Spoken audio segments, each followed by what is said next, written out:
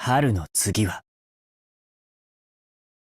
それでは、春組旗揚げ公演が無事、満員御礼で千秋楽を迎えられたことを祝いまして、打ち上げを開催したいと思います。お疲れ様でした。お疲れ。おつおつ。お疲れ。お疲れだよ劇場がなくならなくて本当に感動するの早いっすよ、支配人。みんなグラス持ったね。それじゃ乾杯の温度は今回の座長である咲夜くんお願いね。俺ですか？よっ、座長。乾杯なんてしたことないですし、監督の方が適任ですよ。早くしろ、昨夜。はよはよ。スラックスだよ。リラックスですよね。それじゃあ、最初は団員が俺一人しかいなくて、舞台に立てただけでも嬉しいと思ってました。でも劇団がなくなるかもしれないって言われて、監督が現れてみんなが入ってきてくれて、もっといい芝居がしたい、いい舞台にしたいって思うようになりました。千秋楽は今までの人生の中で最高の時間でした。もっと同じ時間を味わいたい、ずっとそこにいたいって思うような幸せな時間でした。だな。俺も。まだまだ未熟だけど、みんなこれからもよろしくお願いします。もっといい舞台を作っていきましょう。いいね。当たり前。では乾杯。乾杯。乾杯。乾杯ね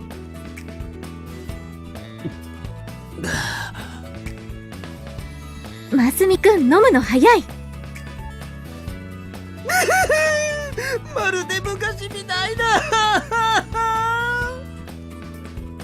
支配人泣きすぎですよ。泣くといえば、イタルさんが泣いたのは意外でしたね。俺もらい泣きしちゃいそうになりました。足が痛くてさ。そっち？至るてるてるよ。てるてる？照れてる？それだよ。今のはわかんねえっすわ。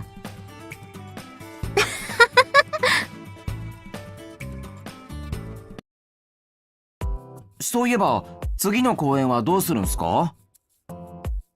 次は夏組の公演だね。1年以内にあと夏組、秋組、冬組の15人を集めて、それぞれ1公演ずつやらないといけないから、春組の公演はまた来年かな。じゃあしばらく舞台はお預けか。新作ゲームの耐久プレイがはかどる。稽古は続けてもらいますからね。マジか。ちょっと残念だけど、次の公演のためにもっともっと練習して上手くなります。公演アンケートの結果も来てたし、次はもっといい舞台にしないとね。そういや、千秋楽のアンケート回答ですごいびっちり書かれたのあったわ。いいところと悪いところと合わせて10枚綴り。長い。雄三さんとか？いや、匿名っすね。それだけちゃんと見てくれたってことだよね。ありがたいね。ちゃんと活かしていかないとね。それに、春組の公演はうまくいったけど、あと3公演成功させないと劇場が潰されちゃうから、みんなにもサポートしてほしい。もちろんだよ。あんたのためなら何でもやる。夏組の脚本もつづるくんに任せるからよろしくね。うっせ。残り3公演か。気が抜けないね。そうなんです。また団員集めからやらないと。またストリートアクトで集めますか？千秋楽のチラシに夏組団員募集オーディションの告知を入れたから誰かは来てくれると思う。それにスカウト枠として声をかけたい子たちもいるからなんとかなればいいんだけど。スカウト枠？誰っすか？明日のオーディションに呼んだから見たらきっとわかると思うよ。哲郎さんか。まさかの？まずセリフが聞こえね夏組オーディション。オーディション人来てくれますかね。前回はどうだったんでしたっけ？俺一人でした。マンツーマンでしたね。何も聞かれずに即採用って言われました。適当すぎる。こんちは。どうも。いらっしゃい。二人とも来てくれたんだね。和成くん、ゆきくん？え。もしかしてスカウト枠って2人のことっすか？そうだよ。二人とも見込みがありそうでしょ？まだやるとは決めてないから。そうなの？一応今日話を聞いてから決めるつもり。俺はオッケーっすよ。面白そうだし。ズズルンよろー。そんなんでいいっすか？いいのいいの。どうせ暇だし友達増えそうだしさ。軽い。いや、最初のきっかけなんて何でもいいんだから、これから芝居の面白さを分かってもらえばいい。ゆきくんも試しにやってみない？うん。でも別に役者に興味があるかっていうとそうでもないし。ゆきくんの作る衣装はやっぱりゆきくんが一番似合うと思う。舞台に立ったらきっと映えるよ。ああ、確かにそこは気になるんだよね。作ってる時も実際舞台に立って動いたらどうなるかって想像しにくいところがあるし。衣装係兼役者でいいんじゃね？勉強になるよ。うん。じゃあやってみよっかな。やった！よろしくね。よろしくね、ゆきくん。やろ。ユッキーって言うんだ。かわいいね。俺三好和成。連絡先交換しよう。ちなみに俺男だから。そうなんだ。かわいいね。このコミュ力高尾と同じ組？でも大丈夫。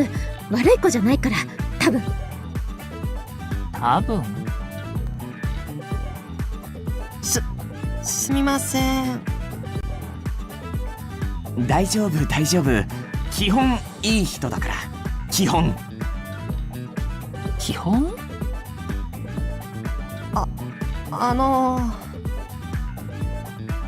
ロミジュリの衣装もユッキーが作ったんでしょ？あれマジヤマさん。オーソドックスなのにアレンジ効いてて超かっこいい。どうも。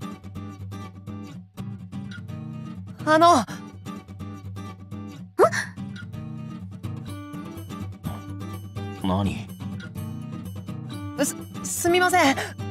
何度か声をかけたんですけど。あれ？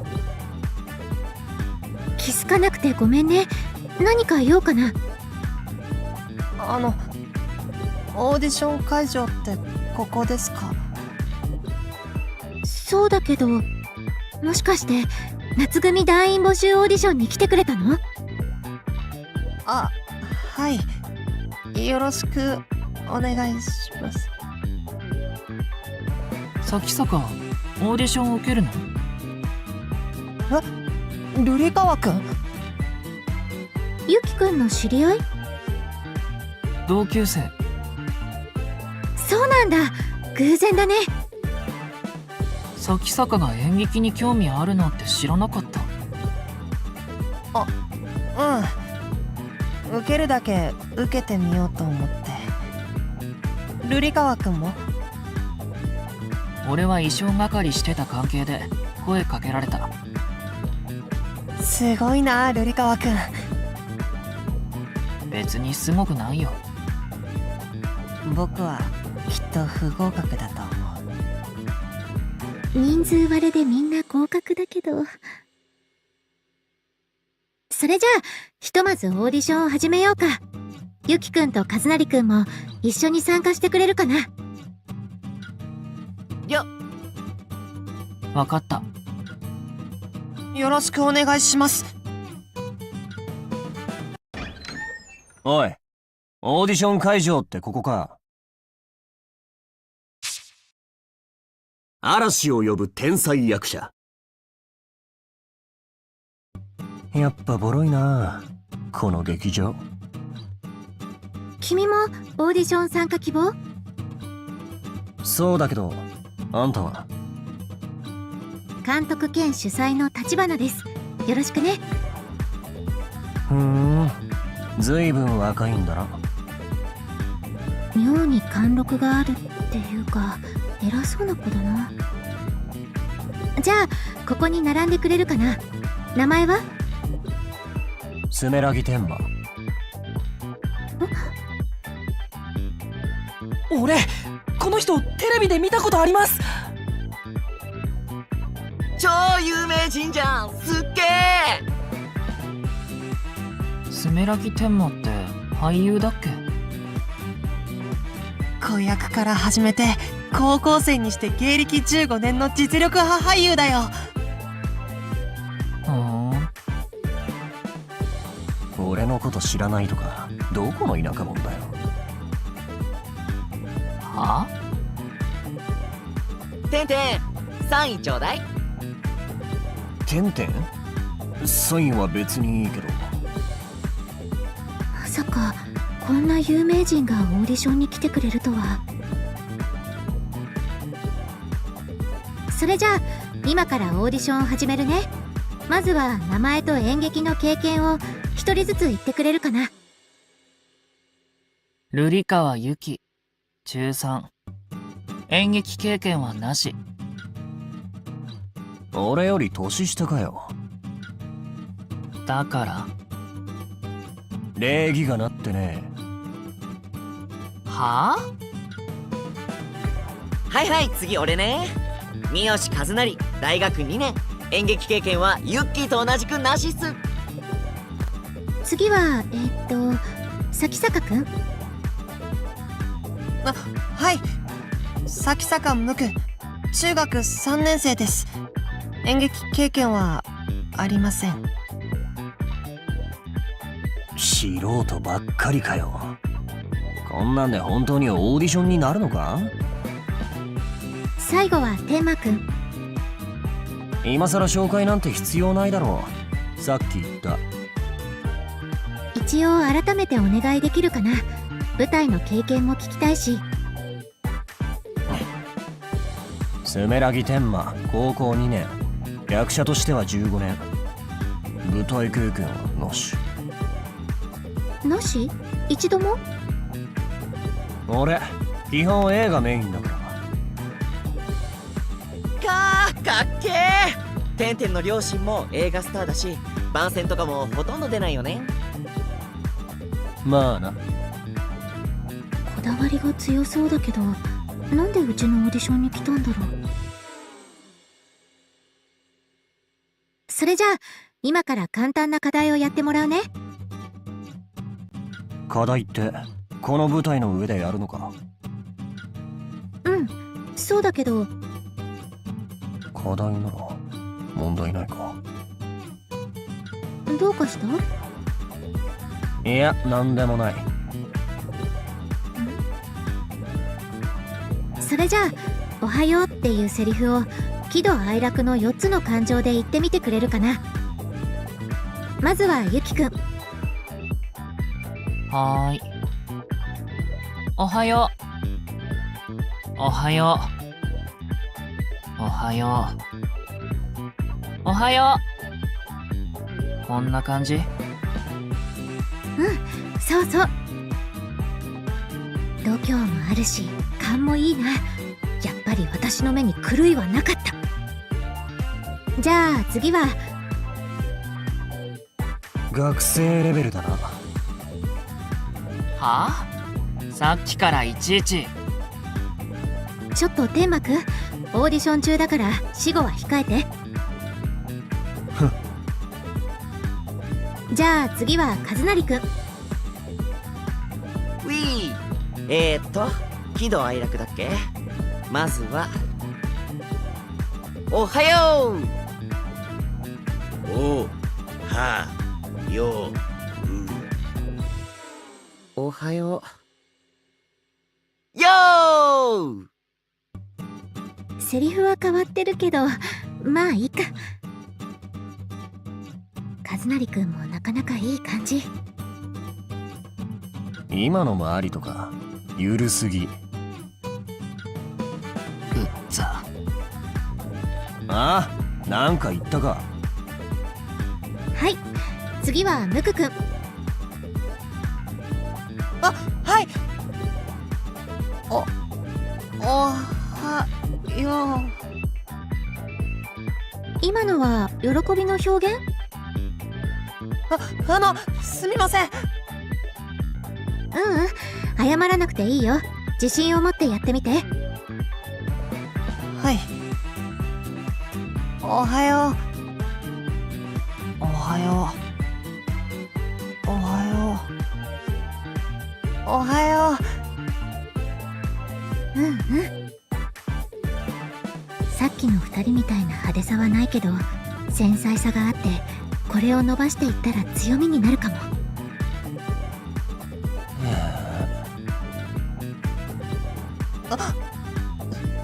すみません。どうしたの？謝らなくていいよ。そこのポンコツ役者がため息なんてつくからだよ。ほんとうざい。おい、誰に向かってポンコツ役者って言ってんだ。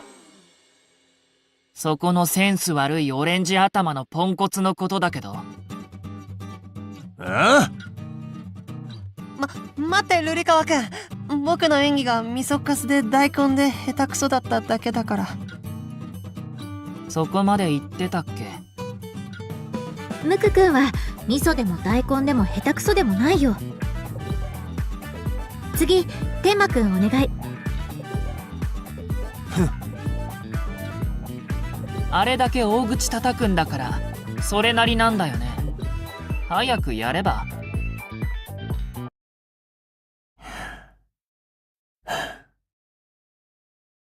雰囲気が変わった。おはよう。おはよう。おはよう。おはよう。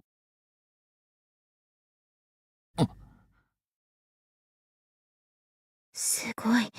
セリフも変えずにオーバーなことは何もしないで喜怒哀楽を的確に表現してる。こなれてるとかそういうレベルじゃない。完璧にプロのレベルだ。性格は難がありそうだけど実力は間違いない。ポンコツ役者。てんてん、すげえ。やっぱり本物の役者さんは違いますね。当たり前だ。普通。なんだと？はいはい、課題は以上。みんなお疲れ様。は？これで終わり？もういいんですか？結果は？全員合格。はあ？全員って僕も？ま、人材不足らしいしね。みんな合格おめー。連絡先交換しよう。ふざけんな！こんなレベル低い奴らと一緒にやれっていうのか？自分をどこまで過大評価すんだポンコツ役者！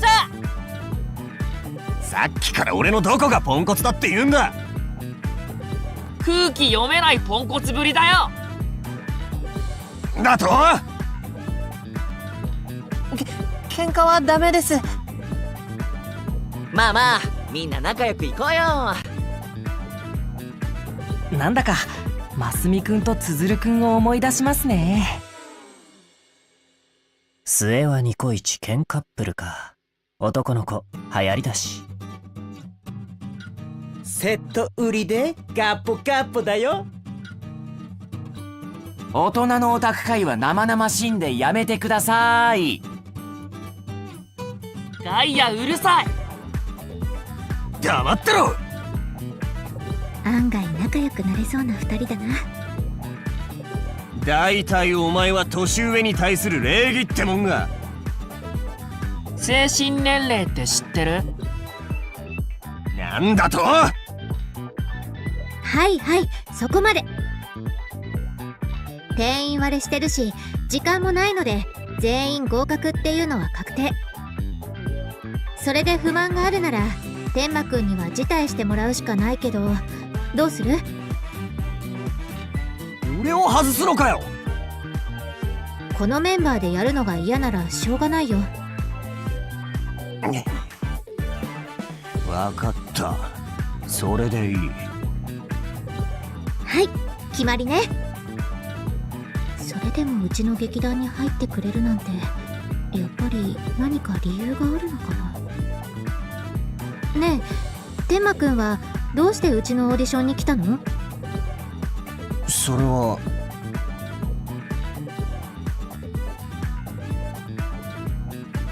咲夜くんの方見たけど、どうかしたのかな？今まで本格的な舞台経験がないから演技の幅を広げるために劇団を探してたんだよ。暇つぶしにそこのやつらの公演見に来たらちょっとはマシだなって思っただけだ。ま、ラスト以外はマジグダグダで何度も席立とうと思ったけどな。ラスト以外グダグダ？まあまあ。ロミジュリ見に来てくれたんですね。ありがとう。別に。春組の公演を気に入って来てくれたんだ。なんだか嬉しいな。性格はどうかと思ったけど、意外とうまくやっていけそう。よし、それじゃあこれから夏組メンバーとしてみんな頑張っていこうね。う。はーい。ウィー。よろしくお願いします。はあ、しょうがねえな。入寮騒動。それじゃあこの劇団のことを少し説明させてもらうね。満開カンパニーは春夏秋冬の4つの組に分かれてそれぞれ公演を行います。1つの組につき団員は5人で考えてる。夏組は定員まであと1人ってこと。夏組の旗揚げ公演は約3ヶ月後。3ヶ月？このメンバーで3ヶ月後に本番なんて無理に決まってるだろう。それは大丈夫。何を根拠に？俺たち全員未経験だったけど2ヶ月くらいで本番迎えたからみんなもう大丈夫だよ。未経験から2ヶ月でマジかよ。そういうことなので、3ヶ月間みんなにはみっちり頑張ってもらうからね。謝ったかな。ウィウィ。頑張ります。それからうちの劇団には団員寮があるんだけど、みんなどうする？寮に入るのは必須ではないから通いでも大丈夫。俺入る。ズズルンと一緒。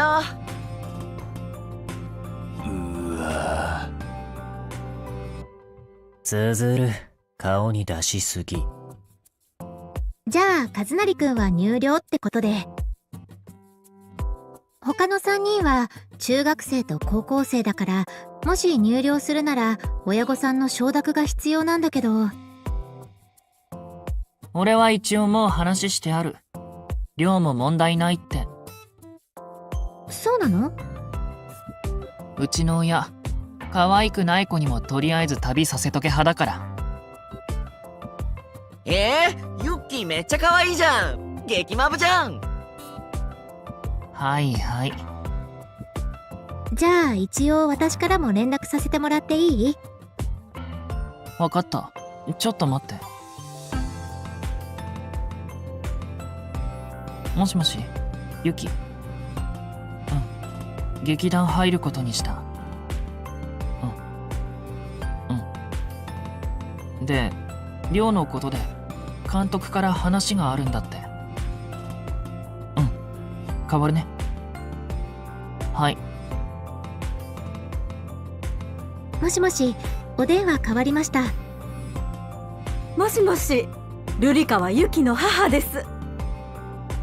はじめまして、私劇団満開カンパニーの主催兼総監督の立花です。この度はゆきくんに入団してもらうことになったので、一度ご挨拶をと思いまして。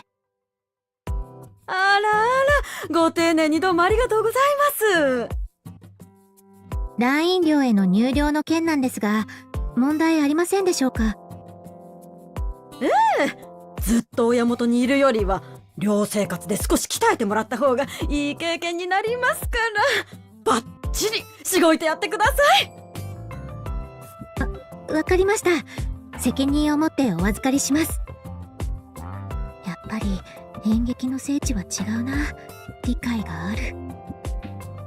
それでは詳しいことはまた改めてご連絡しますので、失礼します。はい、返すね。ありがとう。それじゃあ天馬くんはどうする？俺はいいって言われてる。連絡取ってもいいかな？撮影で年中海外飛び回ってるから連絡つかない。ますみくんの家みたいだな。留守電に入れるだけでもいいから。わかった。これでよしっと。あとはムクくんはどうする？僕もできれば寮に入りたいです。親御さんにはまだ話してない？まだ劇団のことも。ゆきくんと同じ学校ならここから家が遠いわけじゃないんだよね。家から稽古に通う形でも問題ないけど。いえ、僕も寮がいいです。そう？それじゃあ親御さんに話してみようか。はい。もしもし、僕。ビロードウェイ。見に来たんじゃなくて、オーディションに。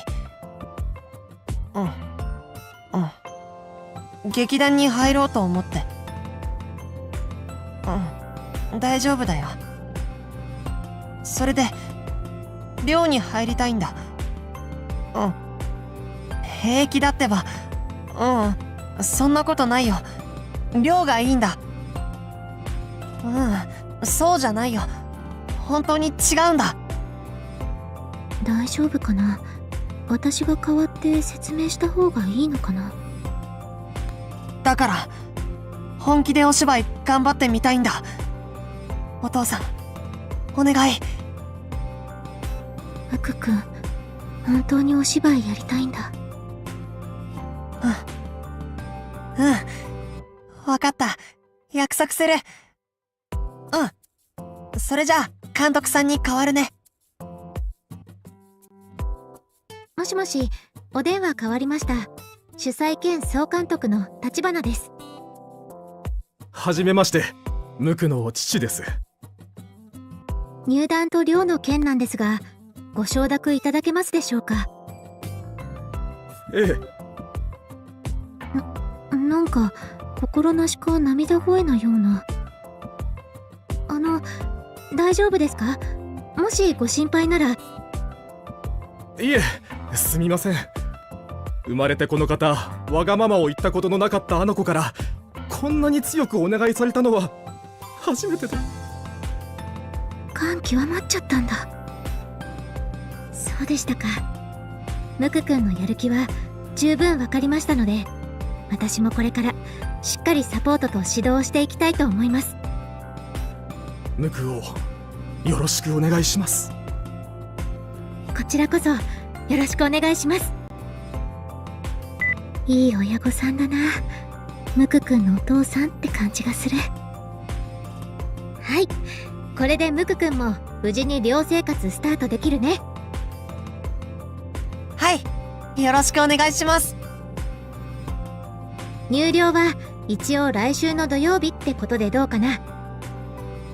引っ越しの都合もあるだろうから多少の前後は構わないけど、土曜日の午後から稽古を始めるね。ポンコツ役者も寮に入るのか。なんか文句あるのかよ。別に共同生活団体行動って言葉知ってるのかなと思っただけ。何？瑠璃川くん、よろしくね。よろしく。ユッキー、同室になろうよ。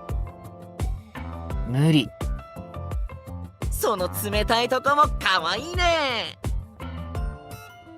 夏組は部屋割りが大変そうだ。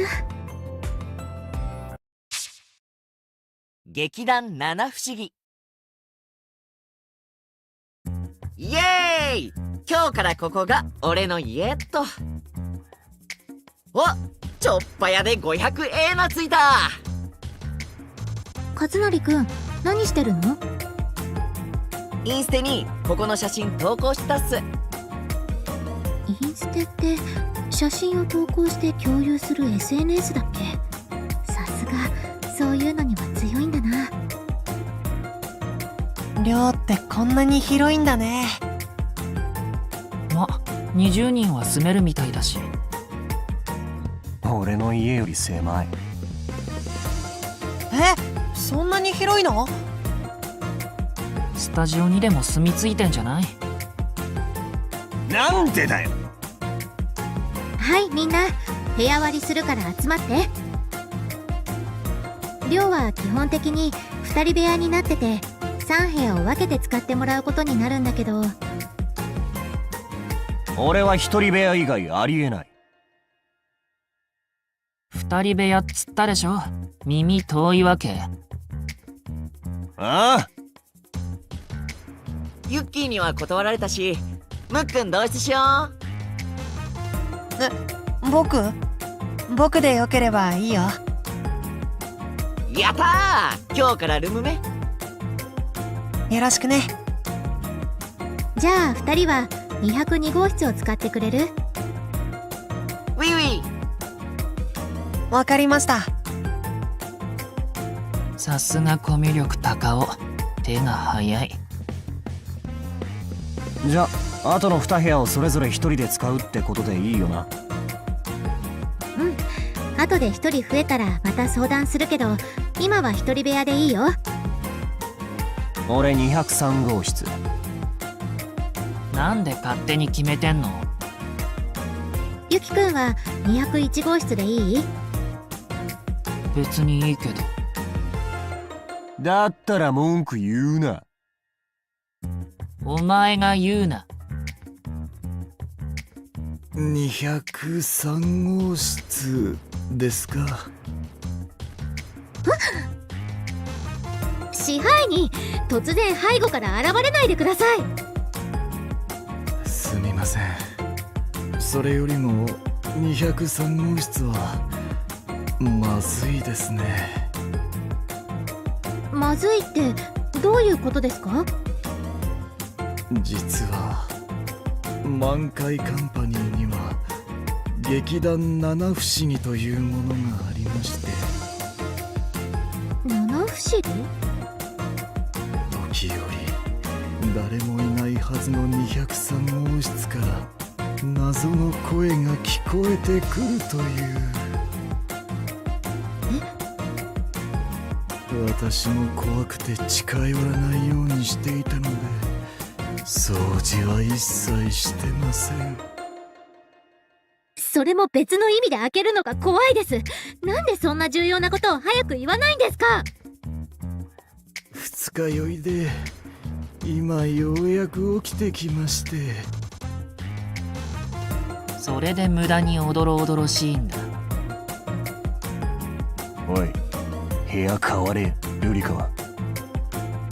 はあ？まさか怖いの？そんなこと言ってないだろ。自分で203号室がいいって言ったんでしょ？気が変わった。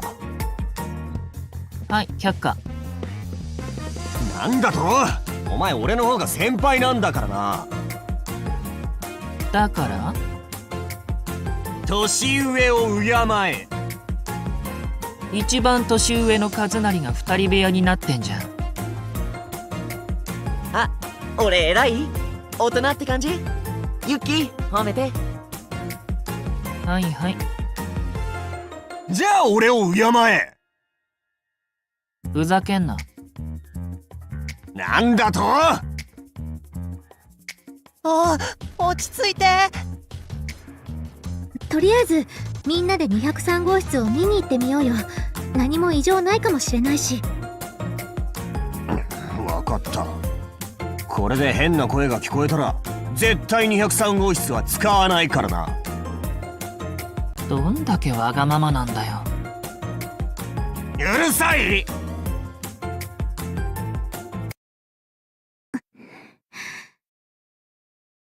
何か聞こえる？何も。三角。し。三角。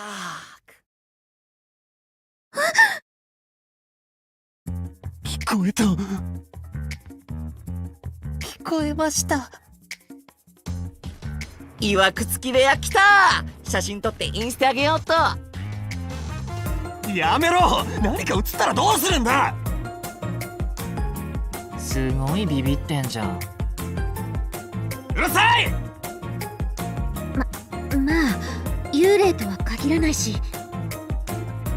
じゃあ不審者？そっちも怖いですね。開けてみましょうか。でももうずっと開かずの間ですし。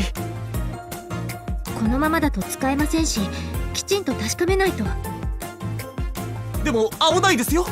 もし不審者だったら。これだけ人数がいれば大丈夫ですって。女の人より男の人が行った方がいいんじゃない？男の人っていうと。わかりました。私が何とかします。ちょっと待っててください。支配人、意外と頼りになる。お待たせしました。監督の24時間監視セキュリティマスミくんを連れてきました。何？やっぱりり支配人は支配人だ。何してんの？この部屋の中から変な声が聞こえるから中を確認しようと思ってたんだけど。俺が開ける。あんたは下がってて。気をつけてね。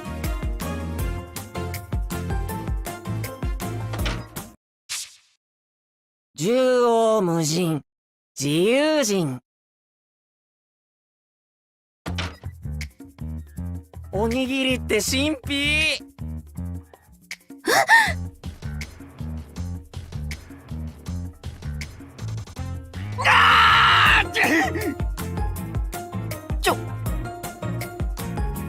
マジ幽霊来た？おにぎりお化け。ああ、僕が5歳の頃に残した一粒のご飯粒が成仏できずにお化けになって、僕をシーチキンと混ぜて具にしようと。何の話？おい誰か早く除霊しろ！うざい、抱きつくな。みんな三角欲しいの？喋った。お兄さん、どなた？俺、イカルラミスミ。和成くん、何普通に話しかけて。って人間？不審者。まあそれには間違いないけど、おにぎり食べてるし幽霊ではないみたいだね。私物が散乱してる。この飾り具合、私物を持ち込んだってレベルじゃない。ゴミ？ゴミじゃないよ、俺の宝物。君いつからここに住んでたの？劇場でなんか始まる前。ロミジュリ公演始まる前？数週間前からずっと？全然気づきませんでした。セキュリティ大丈夫かな？戸締まりは万全です。この部屋には近寄らなかったんでしょ？あ、窓開いてたから入れたよ。ここ2階だけど。登ってきたってこと？とにかく不法侵入です。おまわりさんに通報しますよ。ますみくんの影に隠れながら言うことじゃないです。捕まえる？あ、このおにぎりはダメ、俺のだよ。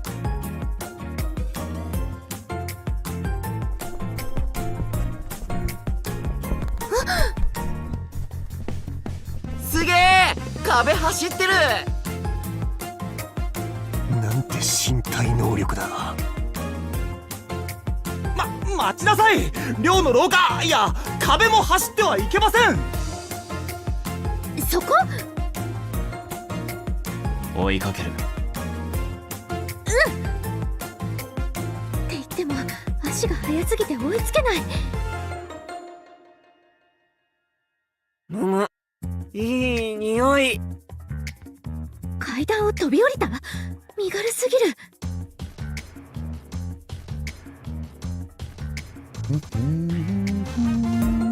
今日のお昼私が握ったおにぎりね。おにぎり。私のおにぎりどこね？おいしい。君誰だよ？俺ミスミ。やっと追いついた。もう逃げられませんよ。背中にくっつくな。みすみくん、どうして寮に住んでたの？行くところがないから。さじゃあおまわりさんに電話して。みすみくん、お芝居に興味ってある？あんた正気？ありえねえ。こんなの拾う気？さっきの身体能力は貴重だ。コアがしっかりしてるからあんなに危なげなくいろんな体勢が取れるんだ。あれならきっと芝居に活かせる。アクロバット要素も入れられるし、夏組の舞台の幅が広がる。芝居知ってるよ。やってみない？そうしたらあの部屋に住んでていいから。おにぎり食べられる？うん、朝と晩。じゃあやる。よし、決まり。どうなっても知らないからね。こんなのと一緒に芝居やるのか。よくわかんないけど面白そう。スミよろ。よろしくお願いします。あんた相変わらず節操がない。人聞きが悪い。おー、夏組決戦ね。結成ね。そう、これで5人揃ったよ。で、部屋割りはどうするの？天馬くんとみすみくんが一緒に203号室かな。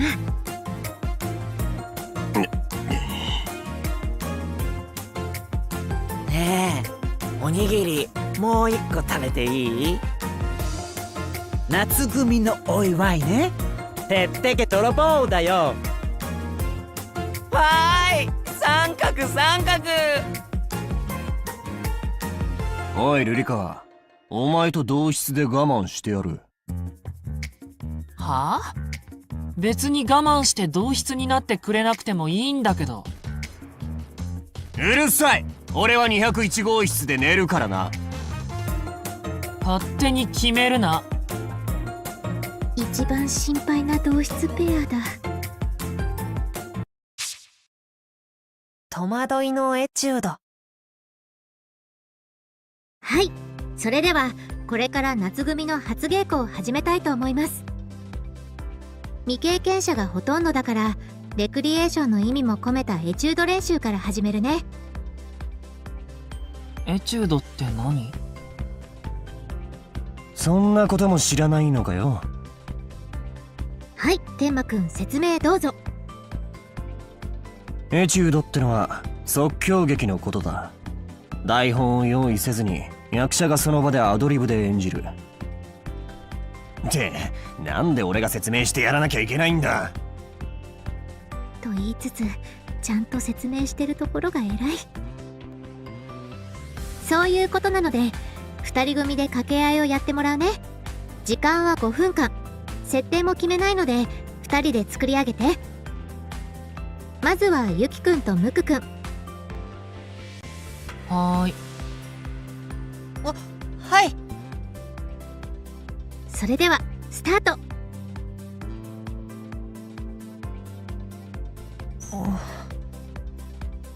初めてだし戸惑ってるな。何でも好きにやっていいよ。まずは芝居に慣れるところからだから。最近どう？最近？なんか面白いことない？最近学校つまんないし、私暇なんだよね。女子高生だ。ユッキーの女子高生違和感ねえ。私も暇だよ。どこか遊びに行く？あ、いいね。カラオケ行こっか。女子高生の日常会話か。2人とも可愛い顔してるしハマってるな。そろそろ5分かな。会話も途切れないし最初としてはまあまあいい感じ。はい、そこまで。あんなのただの素だろ。一人称変えただけ。まずは慣れるところからだから十分だよ。次は和成くんと三角くん。ウィ。三角。三角くん大丈夫かな。それじゃあスタート。どうしよう。和成くんどう始めるか迷ってるな。三角くんは何を考えてるのかよくわかんない。あ、そうだ。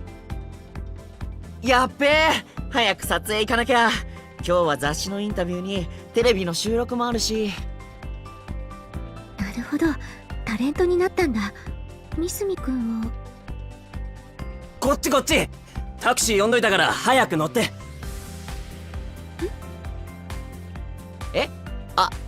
タクシー？だから事務所でスケジュール確認しといてって言ったのに、朝も電話したけど起きなかったでしょ。ああ、ごめん。マネージャーだ。ちゃんと和成くんの芝居を受けてる。もしかして経験者なのかな。うまく三角くんが和成くんをフォローしてる。はい、そこまで。イカルガってあの変人。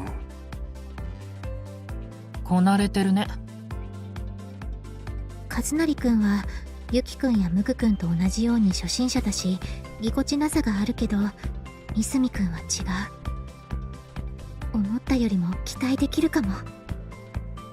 それじゃあ次は天馬くんともう一度三角くんお願い。いいよ。スタート。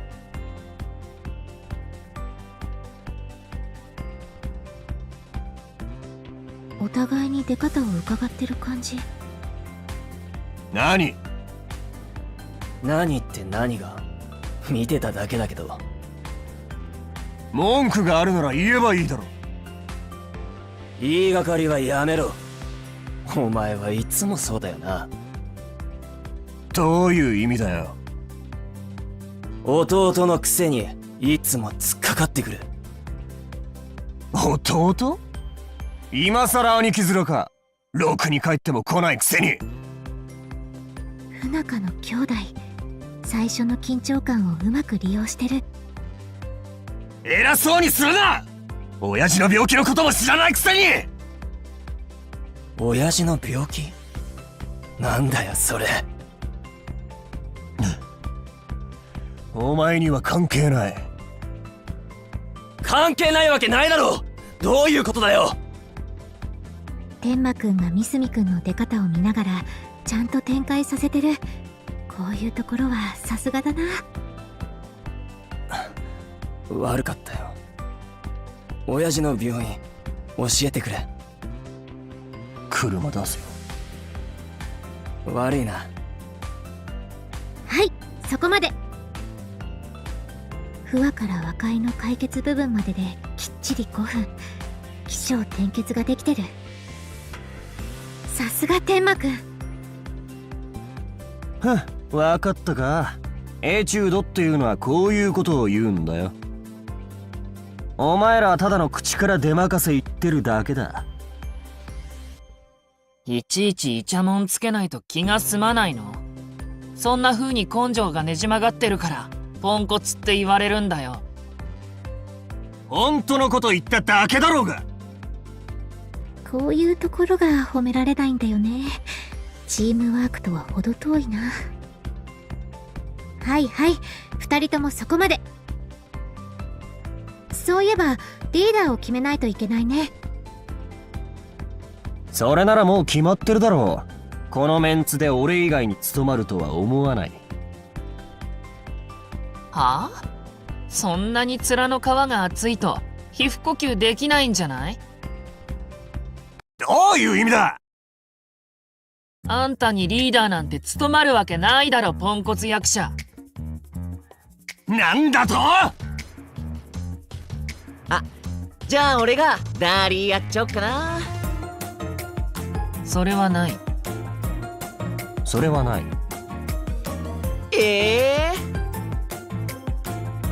俺誰でもいいよ。ムクくんはどう思う？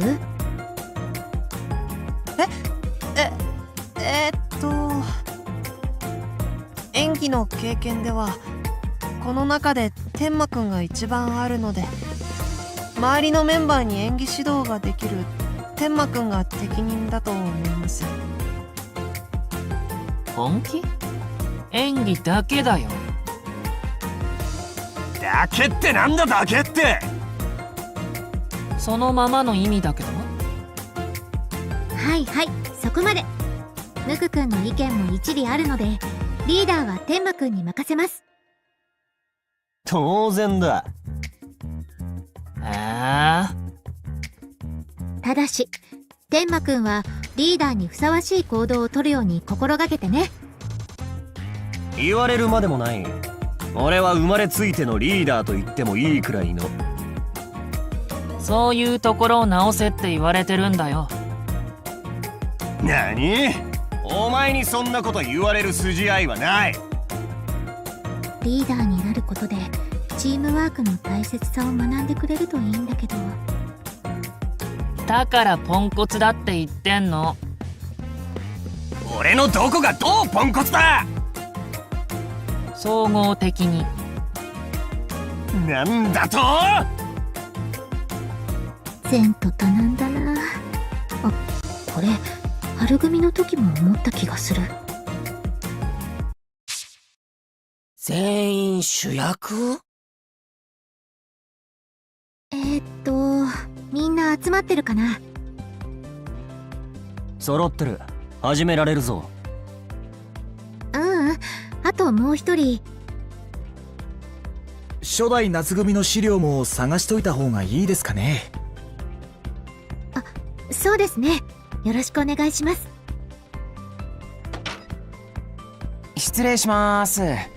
もう始まってます？つづるくん、ちょうどよかった。入って入って。いっせ。あ、つづるんじゃん。やらっせ。それではこれから夏組旗揚げ公演の題目を決めたいと思います。意見のある方はどうぞ。春組はどうやって決めたの？初代春組のテイストを踏襲した。じゃあ夏組も同じようにしたらどうでしょう。いいんじゃね？夏組って何？今さらそこか。夏組っていうのは俺らの組のこと。ここの劇団は春組、夏組、秋組、冬組に分かれてんだってさ。そうなんだ。ざっくりしすぎだろ。意外と面倒見がいい。さすがコミュ力高尾。だってスミーと俺友達だもんね。友達？そうそう。カズと友達。で、初代夏組はどんなテイストだったんだ？初代夏組はですね、コミックリリーフが得意な役者が多くて賑やかなコメディ劇中心に人気を誇りました。夏組の能天気なコメディで笑わないと夏が来たって感じがしないって有名だったんですよ。能天気なコメディ？はい、また文句来た。まだ何も言ってないだろ。じゃあ何？コメディは俺のカラーにそぐわない。やっぱり文句じゃん。だいたいそんな能天気な頭の色してるくせに何言ってんの？これのどこが能天気だ？私も初代夏組の伝統を生かした方がいいと思うけど、天馬くんは諭すよりもうまく乗せた方が効果的かな。泣かせる演技より笑わせる演技の方が難しいんだよね。そういう意味では今回は避けても。芸の幅を広げるという意味ではいいか。泣きの演技は極めたからな。よし。それじゃあ初代夏組と同じようにコメディ路線で行こう。まんまと操縦されてやんの。つづるくんからは何かある？今回も当て書きするつもりなんで、主役と準主役は決めてほしいっすね。主役か。それじゃあ誰か立候補する人は？当然主役は俺だろう。はい。はいはいはいはいはいはいはい。やりたいです。主役やる。まさかの全員。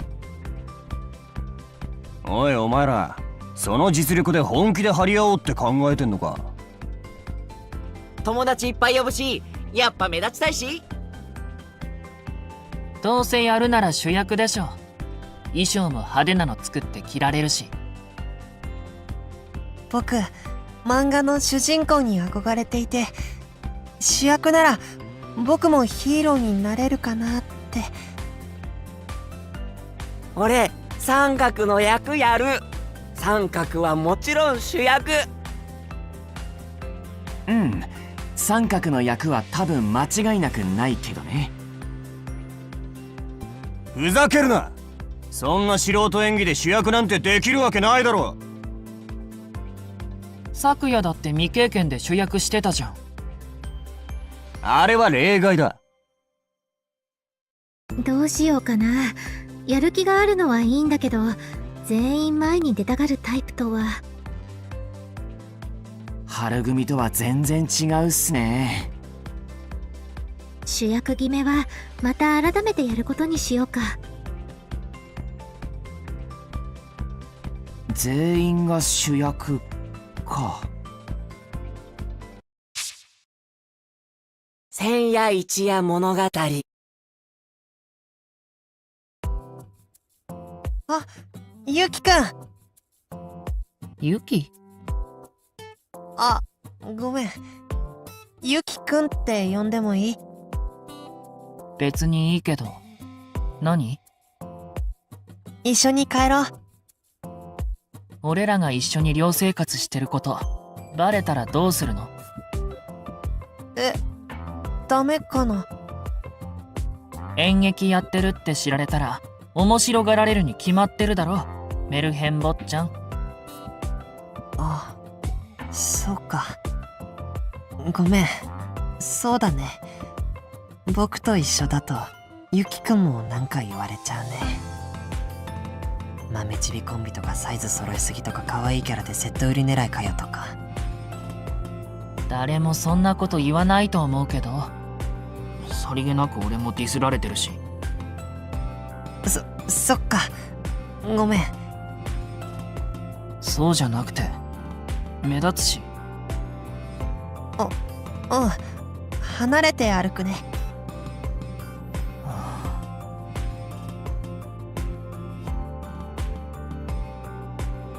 おつぴこー。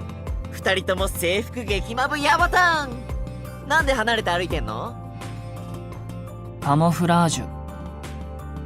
何それ何それ。芸能人みたいでかっけー。何この車。ポルチェじゃん。道の真ん中で騒ぐな。恥ずかしい。こんな狭い道にこんなでかい車で入ってくるあんたの方が恥ずかしいから。俺の車のどこが恥ずかしいんだ？所有者。あ？所有者って俺か！俺のどこが恥ずかしいんだ？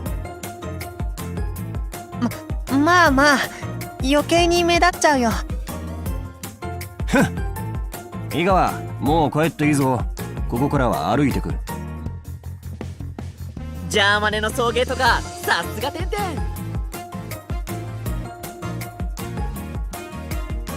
ただいま。ただいま帰りました。みんなおかえり。おかえり。一緒に帰ってきたんだね。今日の晩ご飯はカレーだよ。いや、昨日も一昨日もカレーっすわ。出たな、カレー星人。監督さんのカレー美味しいよね。今日のカレーはね、スパイスを。長くなるからいい。三角おにぎりにカレーかけよ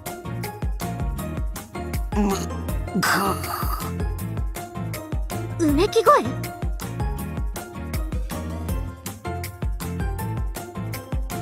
うわ、つづるんどうしたの？グロッキーじゃん。できた。できたって。夏組脚本。つづるーん。おい、救急車を。おにぎり食べる？大丈夫、すぐ起きるから。寝てるだけだね。また寝ないで書いたみたいだね。談話室に運んであげよう。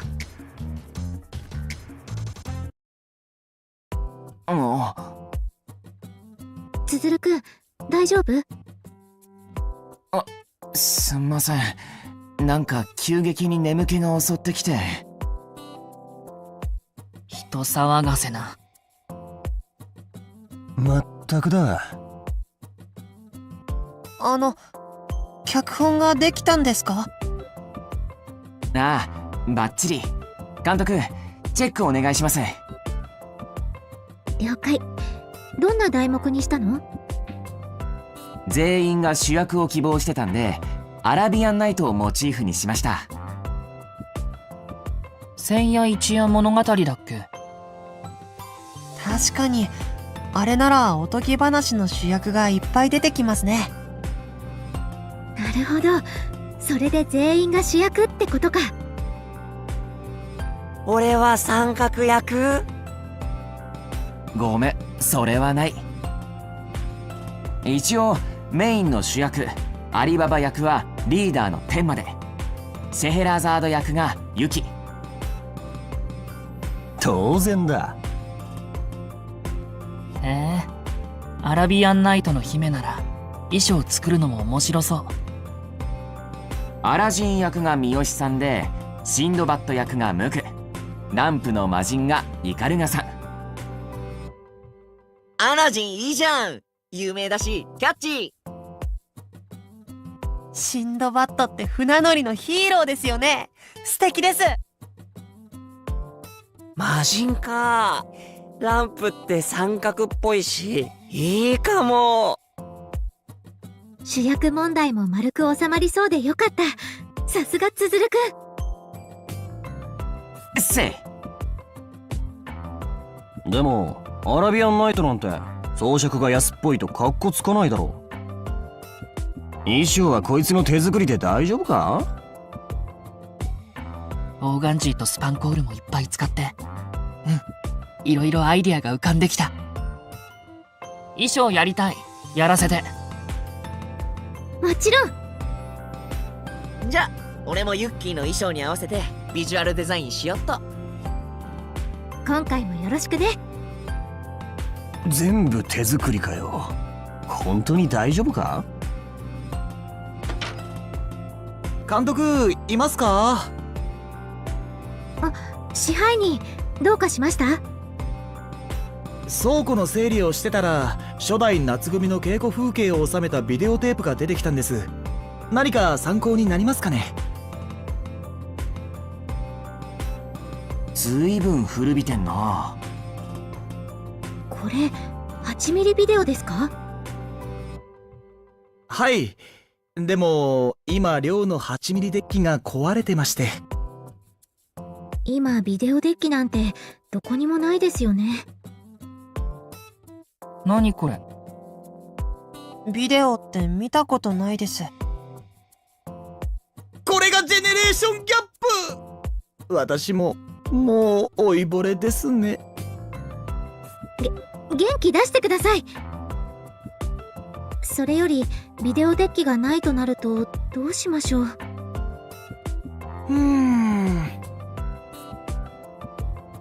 その件俺に任せてもらっていい？咲坂無垢の見る夢。さてと、今日の夕飯は夏野菜のトマトカレー。あれ、トマトがない。チキンカレーに変更するか。でも今の気分はトマトカレー。まだ時間もあるし買いに行こうかな。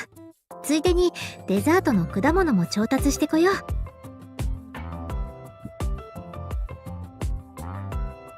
ただいま帰りました。おかえり、ムクくん。あれ、監督さん、どこかにお出かけですか？ちょっと夕飯の買い出しにね。僕、荷物持ちしましょうか。いいの？はい、もちろんです。ありがとう。ムクくんが付き合ってくれるからってちょっと買いすぎちゃったね。半分持つよ。このくらい大丈夫ですよ。見かけによらず力があるんだね。そんな大したことはありません。っていう割にはこの大荷物も危なげなく運んでるし。もしかして何かスポーツでもやってた？実はずっと陸上部だったんです。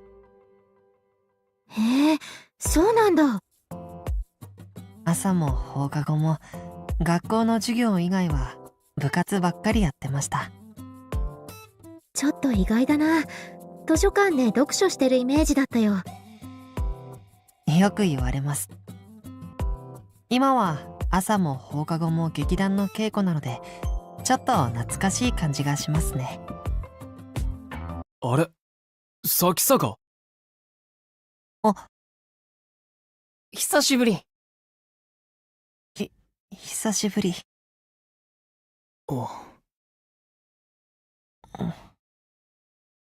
学校の友達かな。それにしてはなんだか変な雰囲気だけど。なんか学校同じなのにあんまり合わないよな。そうだね。今何してんの？今は何も。そっか。練習頑張ってね。ああ、じゃあ。またな。学校の友達？陸上部の元チームメイトです。元？僕、怪我しちゃって辞めたんです。エースとして期待されてたんですけど、バカですよね。そうだったんだ。短距離とか？はい。大好きな少女漫画のヒーローが陸上部のエースで、それに憧れて始めたんです。同じようにかっこいいエースになるために毎日練習して必死で努力して。夢を叶えたんだね。そうですね。でもエースになる夢は途中でチームのみんなと優勝する夢に変わりました。いいチームメイトだったんだ。はい、すごくいいチームでした。さっきの子たちはムクくんのことを思ってどんな声をかけたらいいかわからなかったんだな。あの頃みんなと追いかけた夢は僕にはもう見られません。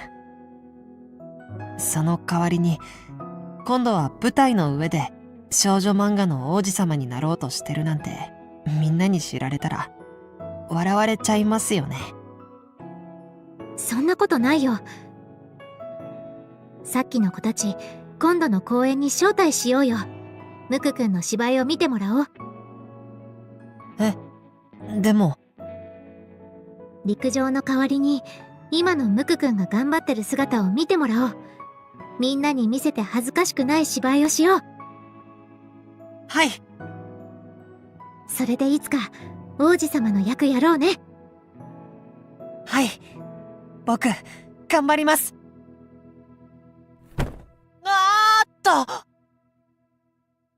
梨が転がる。待って止まって。波乱の読み合わせ。今日から読み合わせを始めるけど、みんな台本はちゃんと読んできたよね。はーい。当然だ。台本って何？この間つづるさんが書いてくれた脚本ですよ。スミ魔人の役だったじゃん。ランプのせい。そうそう。大丈夫かな。セリフを読みながらそれぞれ役を掴んでいくようにしてね。それじゃあ冒頭から。今宵も語って聞かせましょう。めくるめく千の物語のその一つ。今回はアラビアンナイトをモチーフにしたコメディ劇だ。シェヘラザードとアリババが幼なじみっていう設定で、2人を中心におとぎ話の主人公たちがオアシスを探すというのが大筋。教えてくれシェヘラザード。幻の楽園オアシスはどこにあるんだ。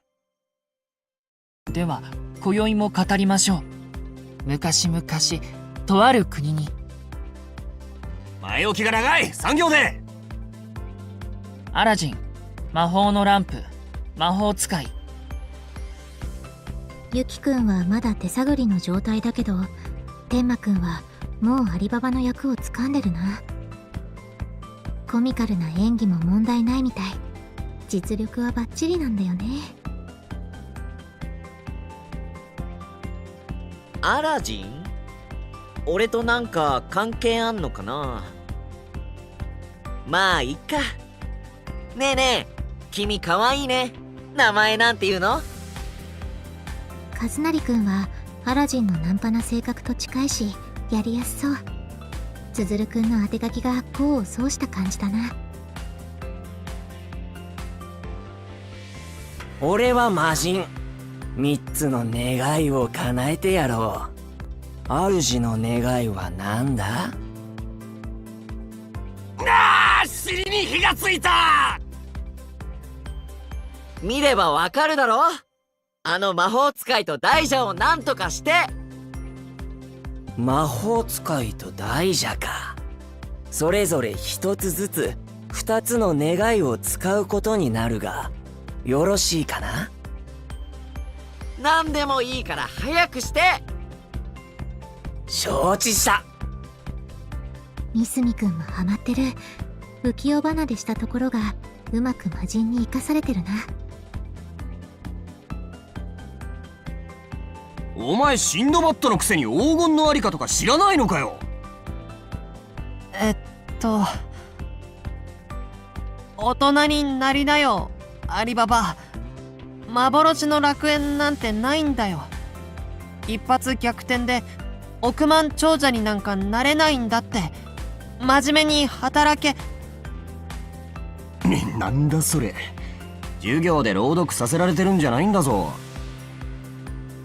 ごめん。大人になる。あ、ごめんなさい。いちいち止めるのやめてくれない？やりづらい。誰のせいだと思ってんだ。ごめんなさい。僕がアホでバカでクズのちり紙だから。そこまでは言ってない。そこまでは言ってない。もう一回言ってみろ。大人になれよ、アリババ。幻の。幻。ごめんなさい。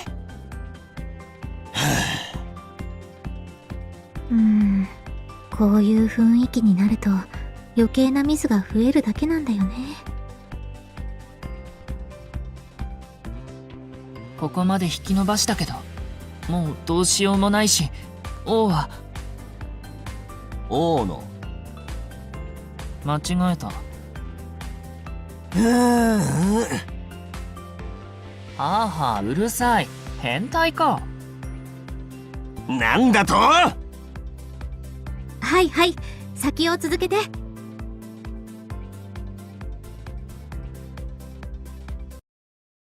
これで終幕と、ひとまず最後まで通せたね。話にならない。そんなんで俺と釣り合うと思ってんのか？特に先坂、足手まといになる気か？役をつかむ以前にセリフを言う姿勢が。天馬くんストップ。最初から同じレベルでやろうなんて無理だよ。やってられない。あとは勝手に練習しろ。リーダーとしてみんなの芝居を良くするためにどうしたらいいか考えて。天馬くんにはできるはずだよ。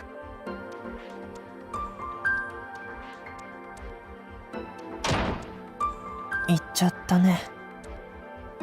あんなヒステリーほっとけば？ごめん、僕のせいだよね。僕がチビで乗るまでみそかすの酒かすだから。ムックン、誰もそこまで言ってないし、酒かすって悪口じゃないんじゃね？あ、そうだよね。ごめん。ムク、たまに変なスイッチ入るよね。ムク、元気出して。この三角あげるから。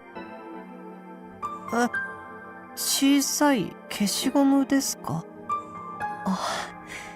ありがとうございます。天馬くん大丈夫かな？少し頭を冷やしてくれるといいんだけど。団結の秘策。バカバカしい。なんだあのレベルの低さ。あれをどうにかする方法だと。くそ、全然わかんねえよ。無理に決まってる。つうか、なんで俺が怒られたみたいになってんだ。俺は悪くねえ。あれ、天馬くん？どうしたの？まだ稽古中だよね。休憩。そっか、お疲れ様。あんた春組のリーダーなんだよな。春組はどうだったんだ？どうって？だからなんか揉めたりとかうまくいかなかったりとか。ああ、最初はやっぱり大変だったよ。雄三さんって初代春組の人にコーチに来てもらったらケチョンケチョンに言われてへこんじゃったり。でどうしたんだ？監督に特別メニューを考えてもらったりしたよ。あんたは何もしてないのか？俺は特に何も。それでなんとかなるのかよ。なんとかなるっていうか、みんななんとなくまとまっていったから。でも舞台のことを真剣に考えるために舞台の上に布団を持ち込んで一緒に寝たりしたよ。今思えばあの頃からみんなと仲良くなれた気がしたな。仲良くってそんな必要あるのかよ。だって意思疎通ができた方が芝居もうまくいくでしょ。わざわざみんなでとかそういうのはあかんねえ。個人がベストを尽くすのが何よりも大事だろ。それも大事かもしれないけど、俺は実際に体験したからわかるよ。みんなのお芝居がこれ以上ないくらい噛み合って胸が震えるあの気持ちを。春組みんなの心を一つにしなきゃきっとあの千秋楽は作り上げられなかった。うまく説明できないけど、確かに千秋楽のあんたの芝居は悔しいけど俺も認める。何かあったらまた相談させろ。リーダー同士としてな。俺でよければいつでも話聞くよ。稽古頑張ってね。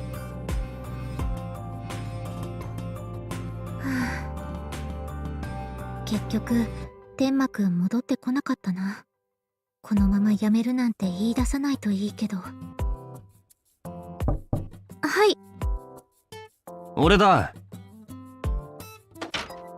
天馬くん、こんな時間にどうしたの？監督、リーダーとしての考えとかいうのをまとめてきてやった。もしかして今までずっと考えてたの？監督が考えろって言ったんだろ。意外と真面目。それでその考えって？とりあえず全員で寝てみる。そうすりゃいいらしい。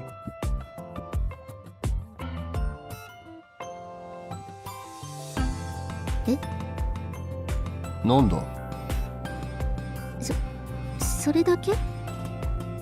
そうだ。それを今までずっと考えてたんだ。しかも全員で寝てみるって一体どういう理由で？全員で寝る？リサーチに基づいた結果だぞ。これでも何か不満か？それすごくいい案かも。当然だ。俺が考えたんだからな。そうと決まれば早速準備しないと。始まりの夏合宿。はい、到着。みんなお疲れ様。ここが合宿所か。いかにもって感じ。なんだか部活の合宿を思い出すな。三角屋根。レトロでいいじゃん。インステあげようっと。ユッキーたちも一緒に撮ろう。撮影不可。ぐずぐずするな。さっさと行くぞ。はいはい。なんでそんなにやる気満々なわけ？行こう、ゆきくん。天馬くん、なんだか張り切ってるな。最初に一緒に寝るっていう案を聞いた時はびっくりしたけど、合宿って考えれば違和感ないよね。出発の時はちょっと大変だったけど。俺も一緒に行く。夏組合宿だから行けません。じゃあ夏組になる。ますみくん、春組はどうするの？大体なんであんたは行けるんだ？私ですか？私はもちろん雑用係です。元気よくパシリ宣言しちゃった。俺もそれやる。お前は稽古があるでしょ。ほら、わがまま言うんじゃありません。話せ、つづる。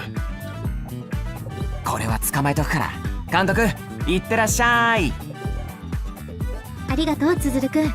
みんな留守番よろしくね。合宿頑張ってくださいね。それじゃあ2泊3日みっちり稽古するからみんな頑張ろうね。まずは冒頭の読み合わせから。前回の反省を生かして今度はもう少し掘り下げていこう。気をつけてね、アリババ。おい、ここのシェヘラザードはそんな能天気じゃない。はあ？ああ、王様からハーレム要員になれって言われてるからか。そうだ。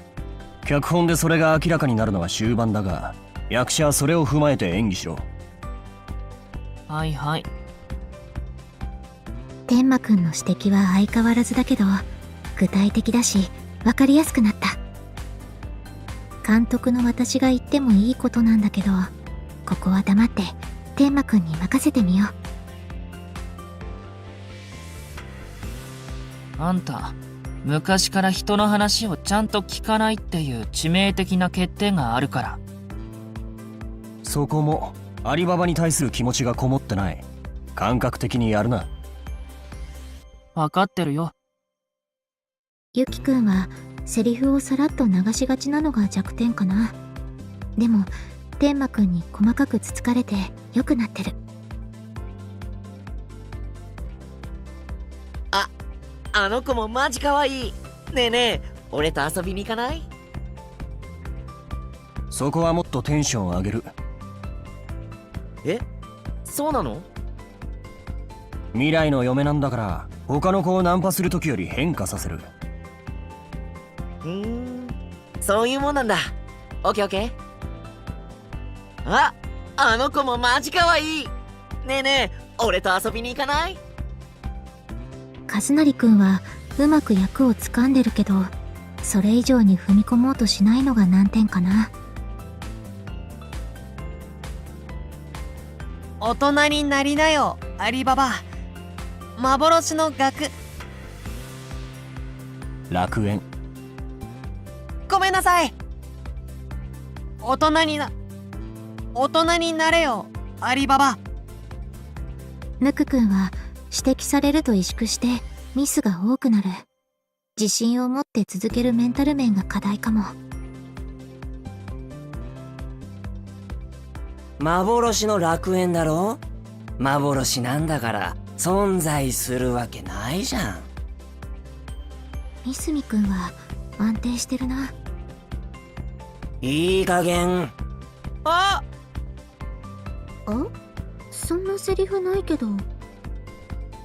どうしたのみすみくん？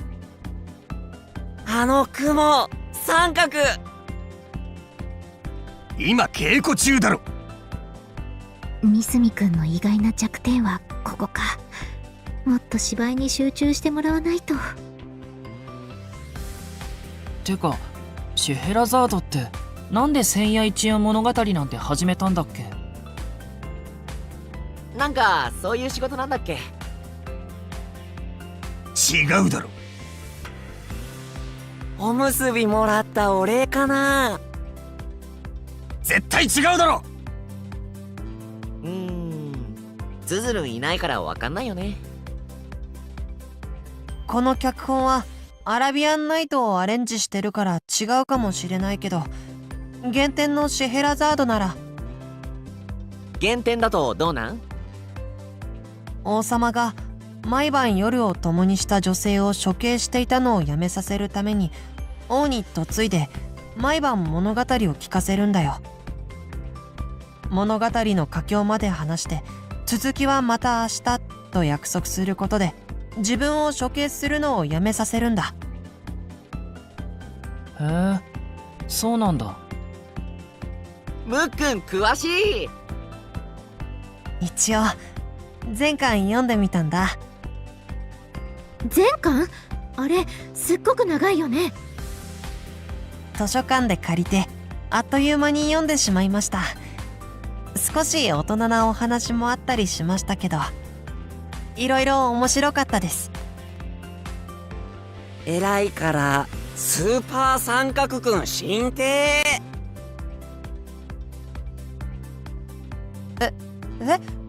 何ですかこれ？マスコットのような謎の三角形の物体？かわいいかな？キッチューみたいな。無理すんな。色がついてるからスーパーだよ。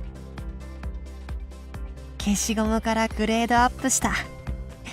ありがとうございます。役作りのために読んだのか？もっと千夜一夜の世界をちゃんと理解したくて。まあ努力は認める。ありがとう。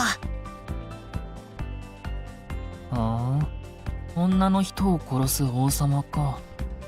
それならシェヘラザードも絶対嫁ぎたくないよね。シェヘラザードの心情もわかるだろう。お前も少しは無垢を見習い。うるさいな。わかってるよ。ムク、衣装の参考にしたいし、後で内容教えて。もちろん。いい感じだな。前回よりもみんなちょっとずつだけど進歩してる。出現。腹減りペコリンコ。おにぎりおにぎり。夕飯は親睦を深めるためにみんなで作ります。合宿所にはコックもいないのか。大丈夫。今夜のメニューは人類みんなが大好きな本格派カレーだから。またか。カレー星人再来。でもほら、監督さんのカレー美味しいし。まあね、美味しいのはわかる。おにぎりあるならいいよ。本当はしっかり寝かせたいけど、秘伝のスパイスを持ってきたの。このスパイスはね、なんとインドから直輸入した。はいはい、俺ご飯係やる。炊飯器のスイッチ入れるだけだろ。よく知ってるね。バカにするな。野菜洗った方がいいのかな。監督ちゃんのスパイス話は長いから聞きながら始めちゃおう。俺はおにぎり係。15種類目のスパイスがあって、あれ、みんないつの間に始めてたの？おい、米はもっとちゃんと研げ。芝居以外でも細かい。当たり前のことを言ってるだけだ。それにその米の品種は何だ。俺はピカリン米しか食べないって決めてる。わがまますぎ。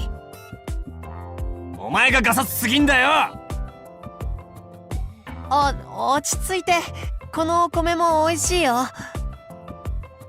大根役者は黙ってろ。大根も美味しいよ。そういうことじゃない。おにぎりにしたら何でも美味しいよ。それはお前が変人だからだ。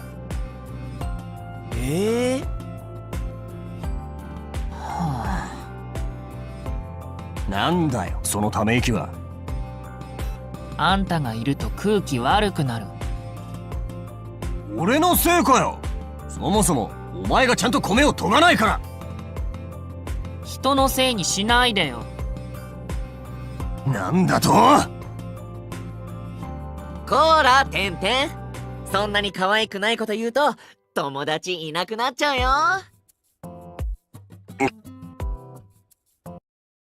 お前みたいに誰にでもいい顔してまで薄っぺらいお友達作ろうとか思わない。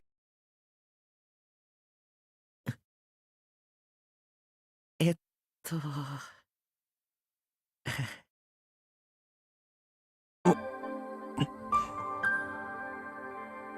言っていいことと悪いこともわかんないの？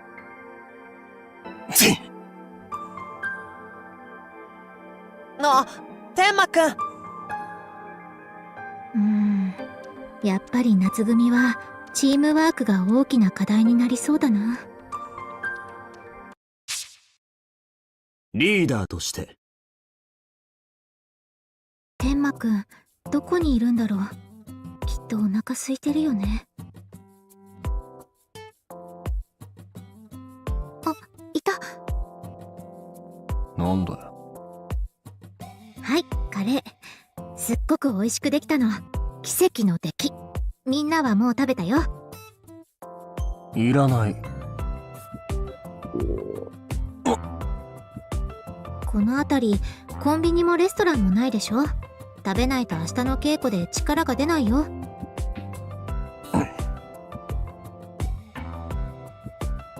かった。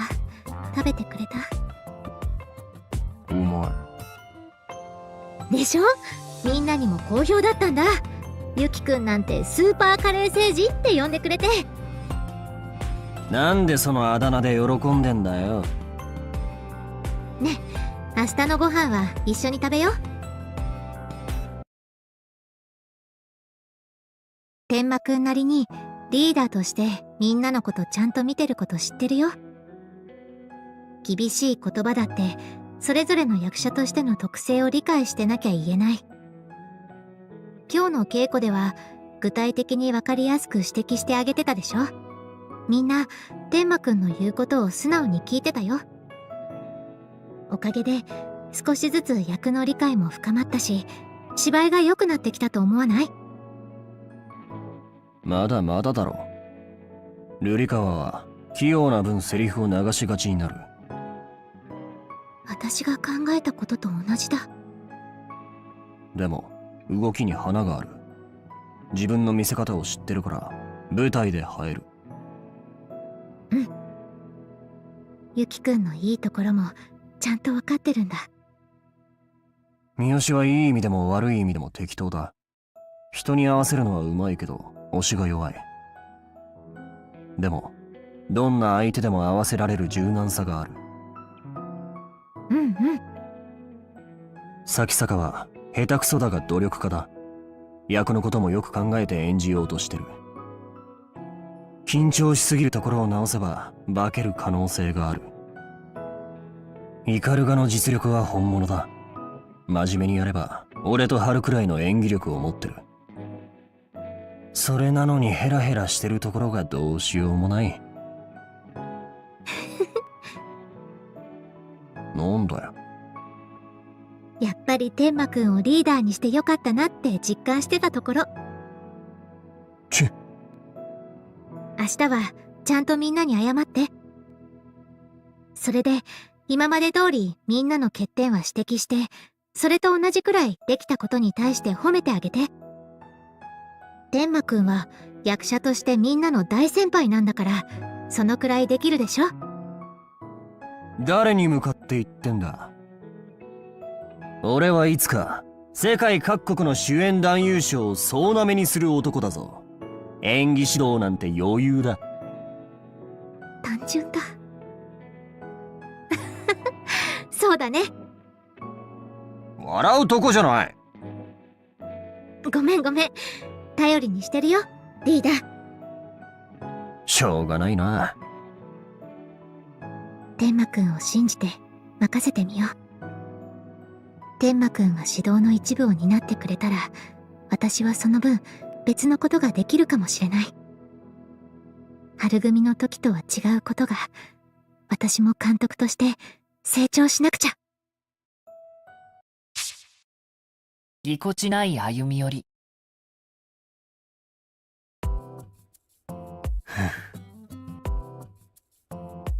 おはよう。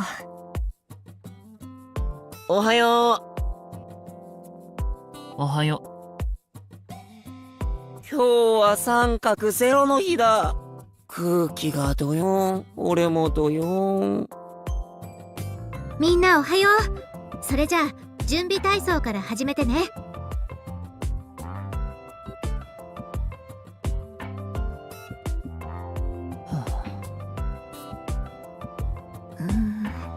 空気が重いな。おい！てんてん、どうしたの？なーに？誰を呼んでんの？全員だ。昨日は悪かった。は？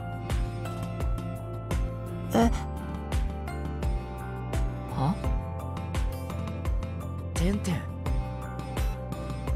何の話？以上、さっさとストレッチしろ。うん。あの俺様天馬様が謝るとはね。天馬くんも言い過ぎたと思ったんだよ、ゆきくん。ふーん。てんてん、全然気にしてないって。大丈夫大丈夫。ねえねえ、何の話？よかった。天馬くんがちゃんと謝ってくれて。ここまで引き延ばしたけど、もうどうしようもないし、王のハーレムに入るしかないわ。今のはもう少し感情を抑えた方がいい。はいはい。でもその仕草は良かった。確かに、すごく心情が伝わってきたよ。ポンコツ役者が褒めるとか気持ち悪い。鳥肌立つよ。なんだと？ゆきくんってば、素直に嬉しいって言えばいいのに。別に嬉しくないし。まあ。お前はそれでいいのかよ。そんなのいいわけないでしょ。でもどうしようもないじゃない。あ、仕草が変わった。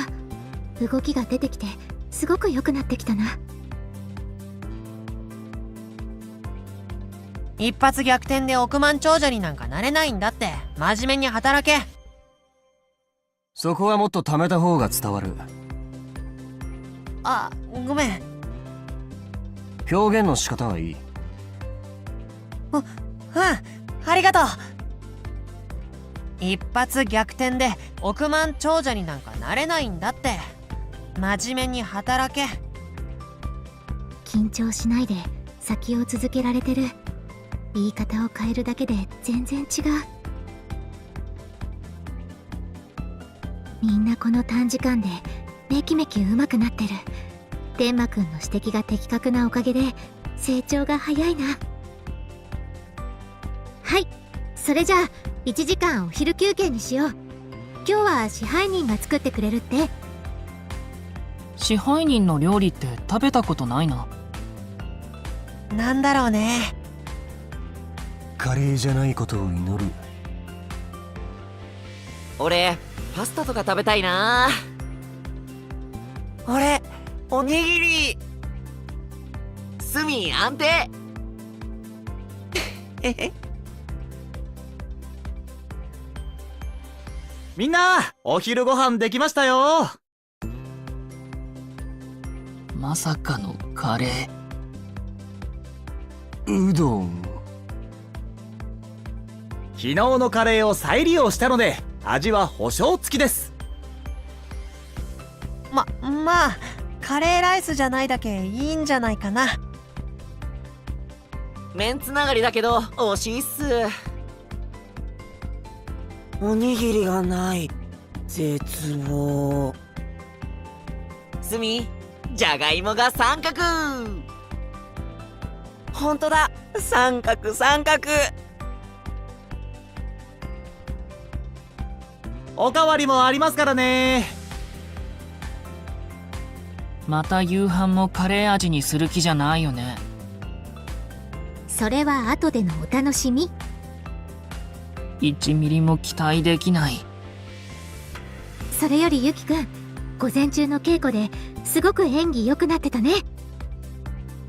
はあ、あんたのその得意げな顔がムカつく。昨日の夜あのポンコツリーダーに何吹き込んだのか知らないけどさ。え、どんな顔してる？鏡見れば。そんなに変な顔してたかな。悔しいけどあいつの指摘って正しいんだよね、演技に関しては。うんうん。そのニヤついた顔がまたムカつく。どんな顔？変な顔。また？夏の思い出。はい。今日の稽古はこれで終わりだから、夜は各自復習しといてね。お疲れ。お疲れ。お疲れ様でした。おつおつ。お腹すいた。夕ご飯何かな。カレー味の何かだよ。カレー味のおにぎりかな。それただのカレーライスかも。そっか。皆さんお疲れ様でした。今日の夕方はアクティビティを用意しときましたよ。アクティビティ？じゃじゃーん、これです。それって花火ですか？夏といえば花火。合宿は思い出作りも大切です。確かに、いいですね。イエーイ！ロケット花火やろ。なんだそれ。天馬くん、ロケット花火やったことないの？ドラマの撮影で線香花火をやったことがある。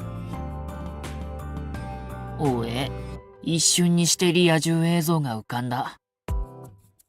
リア充映像？同級生役の女優と2人で浴衣の衣装を着て。詳細に言わなくていい。少女漫画のワンシーンみたいだね。憧れちゃうな。そうか？線香花火はちまちましててあまり面白くはなかった。てんてん、ロケット花火はね、ドカーンって爆発しちゃうんだよ。何？そうそう。それで中から爆竹が飛び出してきて頭の上に降ってくんの。バイオレンスすぎる。危険極まりないじゃないか。爆竹警報、爆竹警報。ちょっとみんな。それじゃ点火するよ。待て、まだヘルメットの準備が。3、2、1、ゴー！ゴー！おい、全員伏せろ。頭をガードしないと危ないぞ。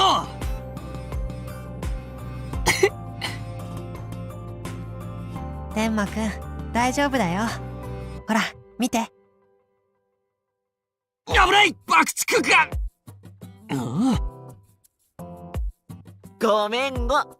爆発ってのは冗談でした。信じるとか。お前らはい、もう一発。たまやまったく普通の花火じゃないか。当たり前じゃん。なんだか修学旅行みたいだね。ああ、そんな感じかもな。俺行ったことねえけど。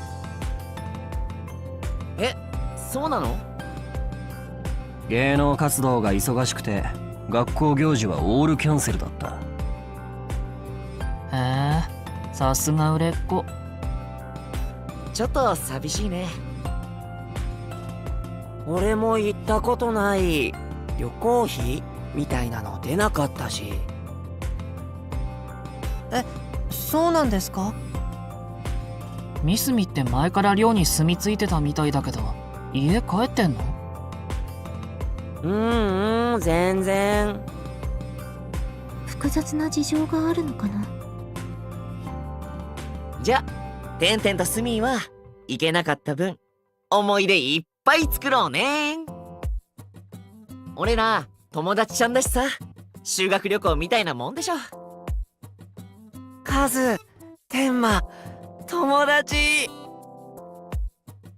俺は別に同じ劇団っていうだけでまだ友達とかじゃ。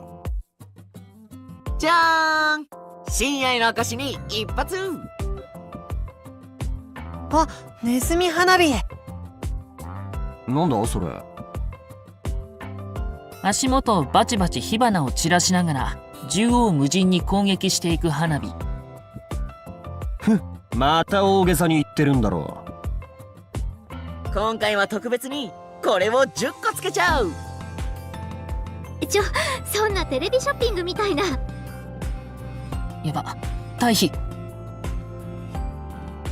3、2、1。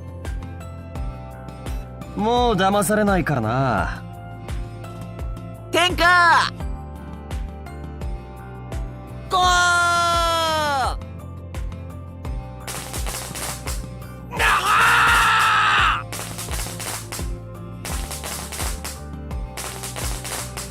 だから言ったのに。やばい、危ないだろ。なんだこれ。やべえ。あー、きれい。誰かこれを止めろ。無理言うな。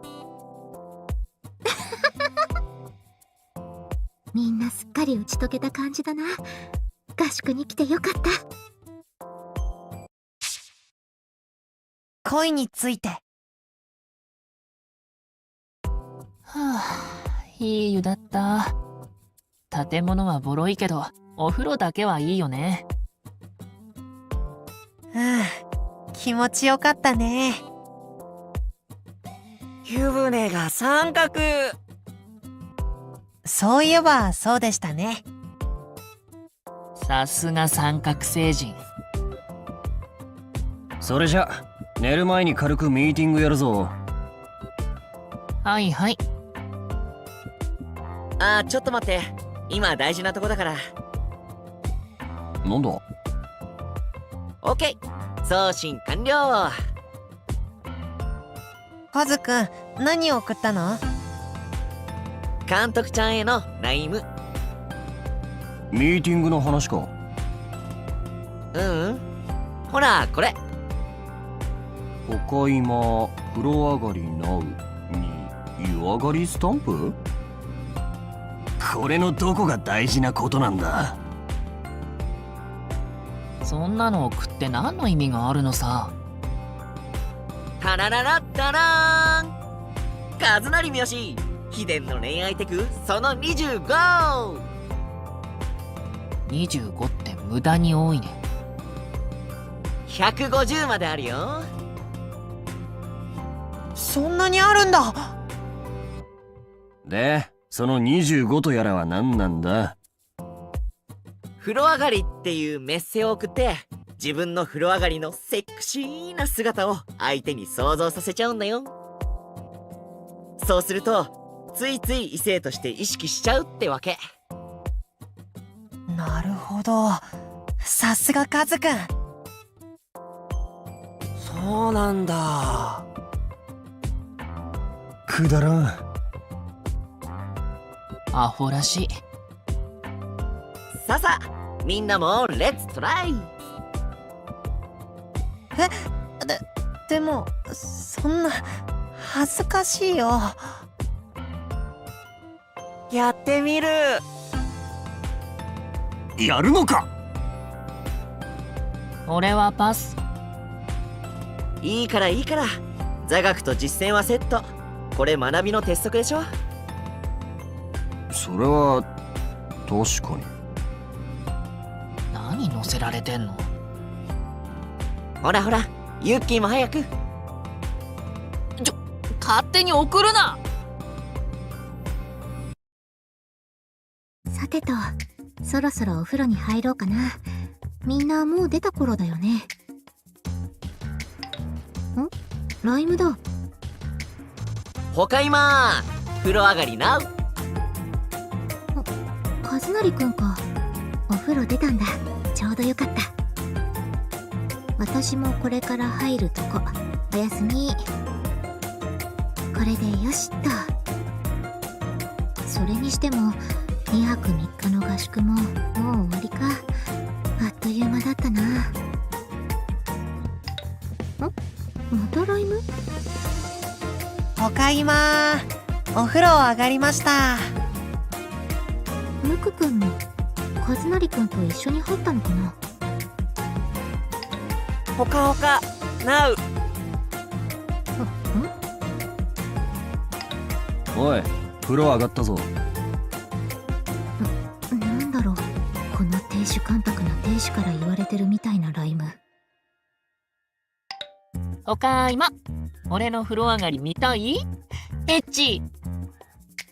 キャラがおかしいよ。それにしてもなんでみんな急にお風呂上がりの報告してきたんだろう。今日の稽古についてはこんなもんか。何かあるか？ミーティングとか意外に真面目だよね。なんだ？なんでもない。なければ以上。ミーティング終わり。電気消すぞ。おやすみ。おやすみ。おやすみなさい。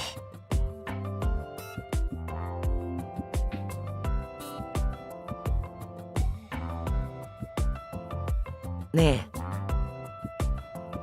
どうしたの？みんな今彼女いる？むくんは？いないよ。みんなは？そんな暇はない。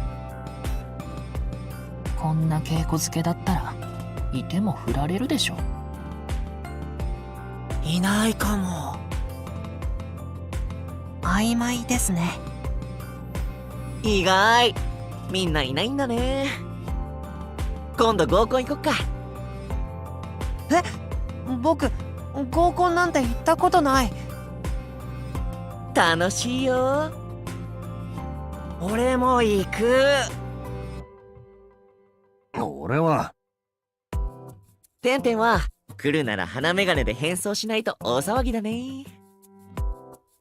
なんで鼻眼鏡限定なんだよ。ユッキーも来る？行かない。ユッキー可愛いからモテるよ。ちなみに変な想像されると困るから先に言っとくけど、俺の恋愛対象女子だからね。ゆきくん男らしいもんね。勘違いしたやつは返り討ちっしょ。驚かないんだ。言われなくともお前は俺の対象外だ。聞いてないし。てか監督ちゃん彼氏いるのかな？いなかったら立候補したい。監督さんは素敵な方ですよね。俺も立候補する。三角星人は三角定規と結婚してなよ。監督さんのこと時々三角に見えることある。眼科行け。どこをどうしたら三角に見えるんだよ。監督さんどんな人が好みなんだろう。春組のマスミはどうなんだ？ああ、あのサイコストーカーね。やべえ、あれは強力なライバルっしょ。マスミはこの前三角くれたから監督さん譲る。監督安いな。みんなおはよう。おはよ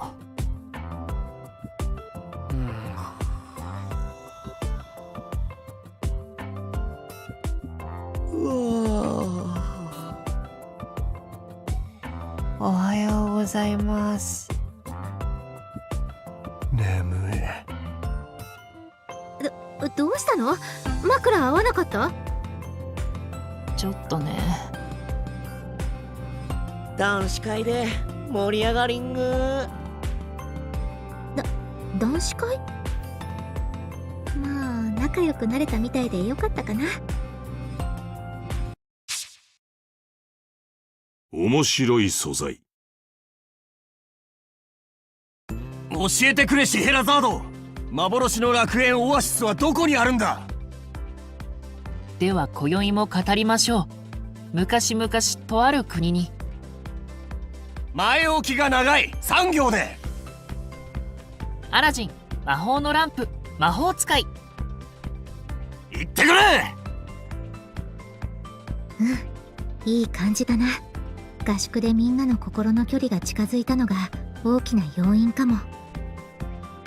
そろそろ次のステップアップを考えた方がいいかもしれない。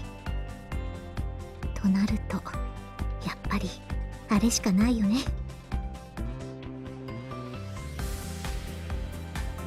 おう、夏組指導したって？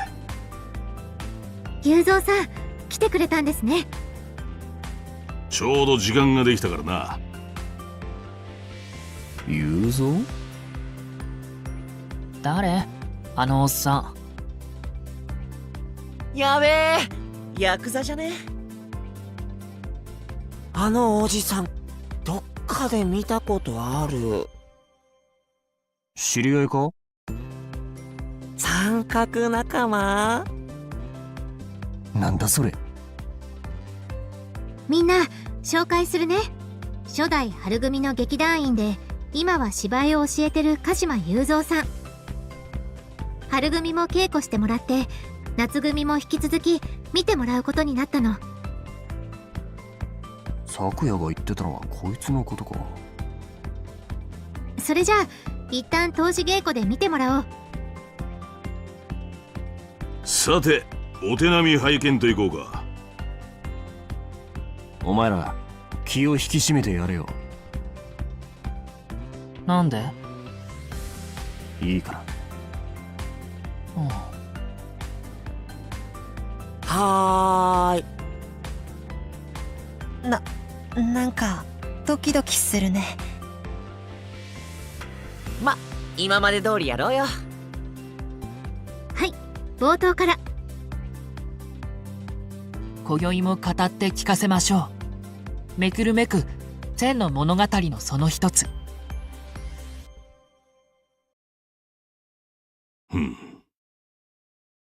どうでしょう。まあ、春組よりかは多少マシか。でも、全く笑えねえ。コメディ劇としては致命的だな。は？特に主役のアリババ、笑いってもんを全く分かってねえ。雄三さんの指摘は相変わらず手厳しい。天馬くん、大丈夫かな？どういう意味だ？まだよ、まあ。クソ真面目すぎんのか、経験のなさか。お前の間はドラマ寄りだ。まか。漫才でも見て研究しろ。わかった。案外素直だな。芝居に関することは謙虚に受け止めるタイプなのかも。次、シェヘラザード。細部が甘い。準主役の自覚を持て。アリババと釣り合ってない。ポンコツ役者みたいなこと言うし。その次、アラジン。役の解釈が甘い。ヘラヘラこなすだけでなんとかなると思うなよ。やべえ、点々以上に厳しい。シンドバッド。はい。動きも声も小さい。他の奴らと比較して悪目立ちしてる。すみません。やっぱり僕はチビで豆な米粒なんですね。後半悪口じゃないし。お米、おにぎりおいしいよ。豆もおいしいじゃん。むっくん、元気だぜ。最後に魔人。悪くねえが、もうちょっと場を占める役割もこなせ。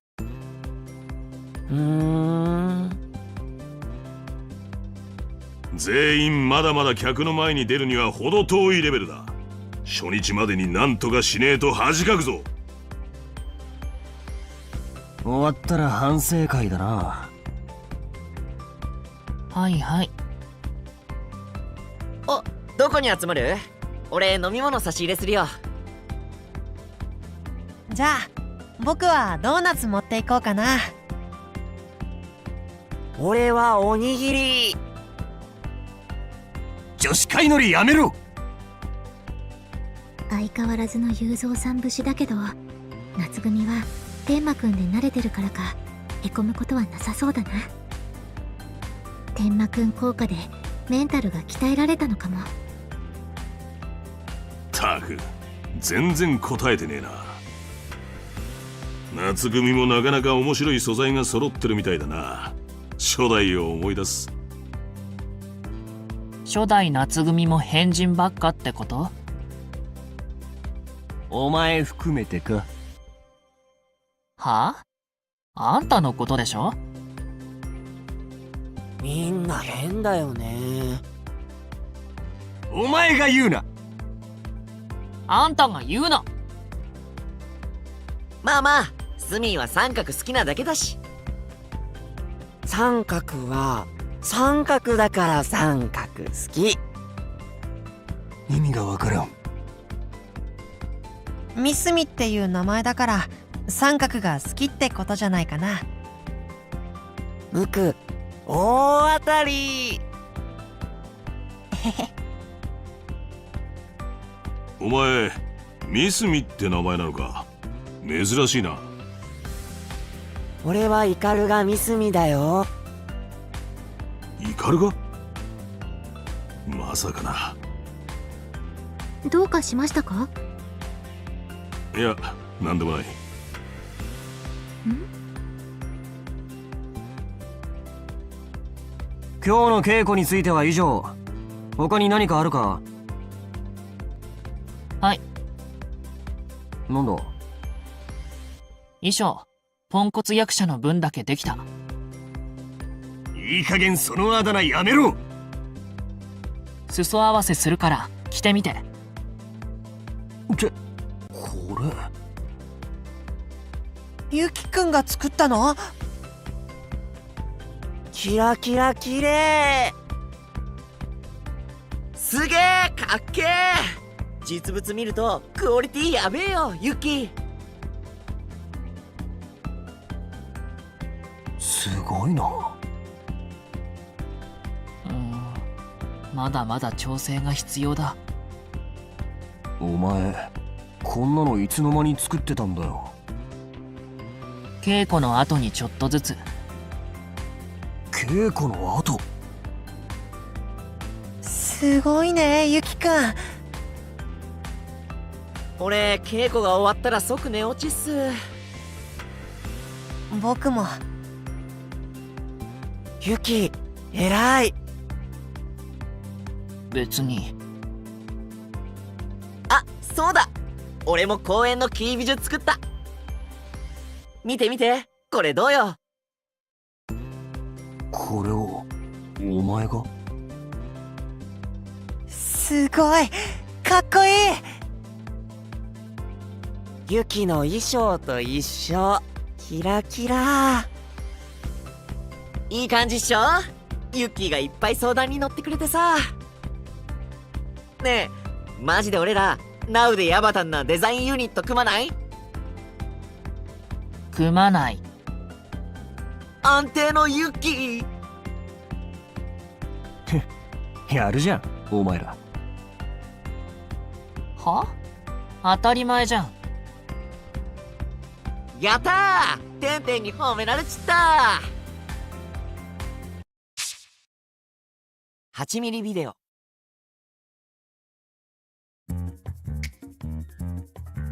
はい、じゃあ今日はここまで。みんな復習しといてね。お疲れ。おつおつ。なあ、みんなこれからカラオケ行かね？断る。忙しい。二人とも冷たい。俺行く。僕もいいですよ。本当？そんなものに行く暇あったら発声練習しろ。カラオケも発声練習みたいなものじゃん。じゃあ全曲早口言葉な。難易度高っ。動物園か。いつからいたんですか？さっきからずっと稽古を見ていたが。全然気づかなかった。誰だあのヤクザ。今度は初代夏組じゃない？初代はみんなヤクザみたいな人ばっかりなのかな。やべえ、満開カンパニーって実はヤクザなんじゃね？俺もちゃっかりヤクザデビュー。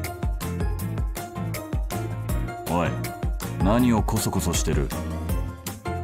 何しに来たんですか？きちんと借金が返してもらえるのか確認しに来ただけだ。この分だと厳しそうだかな。公演ならちゃんとやります。春組の千秋楽はまぐれだ。二度もそれが通用すると思うなよ。一度は満開カンパニー復活の名目で多めに見てくれた客も二度目となればそうはいかないからな。そもそも劇場存続のためにはどうたらこうたら。また始まった。何このヤクザ。コンサルタントか何か？相談役みたいなもんか。でも借金がどうのとか言ってたし、取り立てじゃないのかな。やべえ、本物のヤクザの取り立て初めて見た。シャキシャキ借金。継続的な広報展開をうんたらかんたら。これいつまで続くのかな。そうだ、夏組のあそこの演出どうしようかな。ファンサービスがどうのこうの。アクションシーンは雄三さんにも相談して。以上のことを意識するのが重要だ。いいか、分かったな。みんなのコンビネーションも良くなってきたから、あのシーンももう少し派手に。おい、聞いてるのか？はい、わかりました。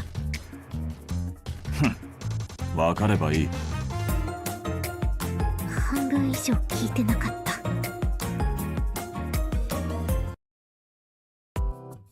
はいはい、みんな注目。何？どうしたの？じゃじゃじゃーん。あ、それは何それ？デッキか8ミリビデオデッキ。もしかしてこの間の夏組のビデオテープの？ウィウィ、俺の友達でこういうの集めてるやつがいてさ、貸してもらった。へえ、これがビデオ？なんだかレトロでいいね。スケッチビデオのセットよろ。はい。じゃ電気消すよ。そんじゃスタート。あ、これ稽古場じゃね？今も昔のまんまだね。懐かしい。あれ、この人初代の監督か？なんかこの人監督に似てない？お父さんだ。え、監督ちゃんのパピー？親子2代で監督やってんだ。お父さんすごく楽しそう。夏組の団員も生き生きしてて。やっぱりうまいな。面白いし。うん。支配人が言ってた初代夏組の良さがわかる。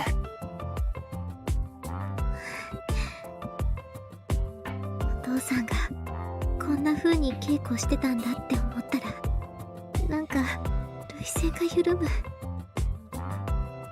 はい。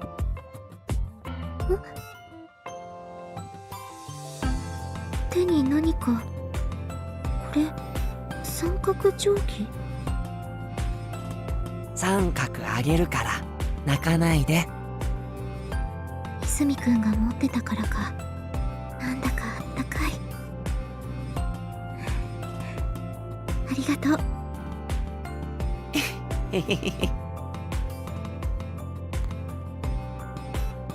これが夏組か。見ている人にたくさんの笑顔と元気を与える胸躍るコメディが初代夏組の売りでした。でもこの人たちみんないなくなっちゃったわけでしょ。こんなに楽しそうにお芝居してるのに。なんかそう考えてみると寂しいっていうか。しんみり。俺たちはそうならないだろてんてん。ま、千秋楽が埋まらなければ解散だけどな。俺もそうならないと思うよ。てんてん。俺も。まあならないんじゃない？うん、大丈夫だよ。なんだか嬉しいな。最初の頃とは比べ物にならないくらいメンバー同士の絆が感じられる。この子たちはきっと大丈夫。初代夏組みたいにバラバラになったりしない。あれ、あの稽古を見学してる学生服の男の子、誰かに似てるような。あの袋、もしかして。フォトシューティング。はい、皆さんこっち集まってください。ぴったりだな。どうかな。悪くないんじゃない？ユッキーも似合う。みんなひらひらピカピカ。ああ、こうして衣装着て並ぶと壮観だね。それじゃあカメラマンさん呼んできますね。あれ、今回は支配人が撮るんじゃないんだ。俺っちが NG 出した。そうなの？春組の時写真の解像度が低すぎてごまかすの大変だったんだよ。ユッキーの衣装の良さもわかんないし。そういえば写真小さかったね。あの解像度で印刷は無理っすわ。お待たせしました。カメラマンの伏見尾美さんです。どうも。よろしくね。大学生っぽいしプロじゃないよね。なんか若いけど大丈夫なの？中学生で衣装やってるお前が言うな。確かにプロじゃないよ。大学の写真部でつづるに頼まれたんだ。でもちゃんと仕事はするからさ。つづるくんの友達だったんだ。それじゃまずは全体写真から撮ろうか。よしっと。一応画面でチェックしてくれるかな。お、いい感じ。いいね。キラキラ。みんなかっこいい。ま、こんなものじゃないか。写真使いまくってサイトリーにしちゃおう。ただの写真部のくせに結構ちゃんと撮れてるじゃん。よかった。それじゃあデータは後で送るから。よろ。ありがとう。お疲れ様。あ、帰りにちょっと劇場の方を見てもいいですか？劇場？もちろん。それじゃあ案内するよ。すみません。へ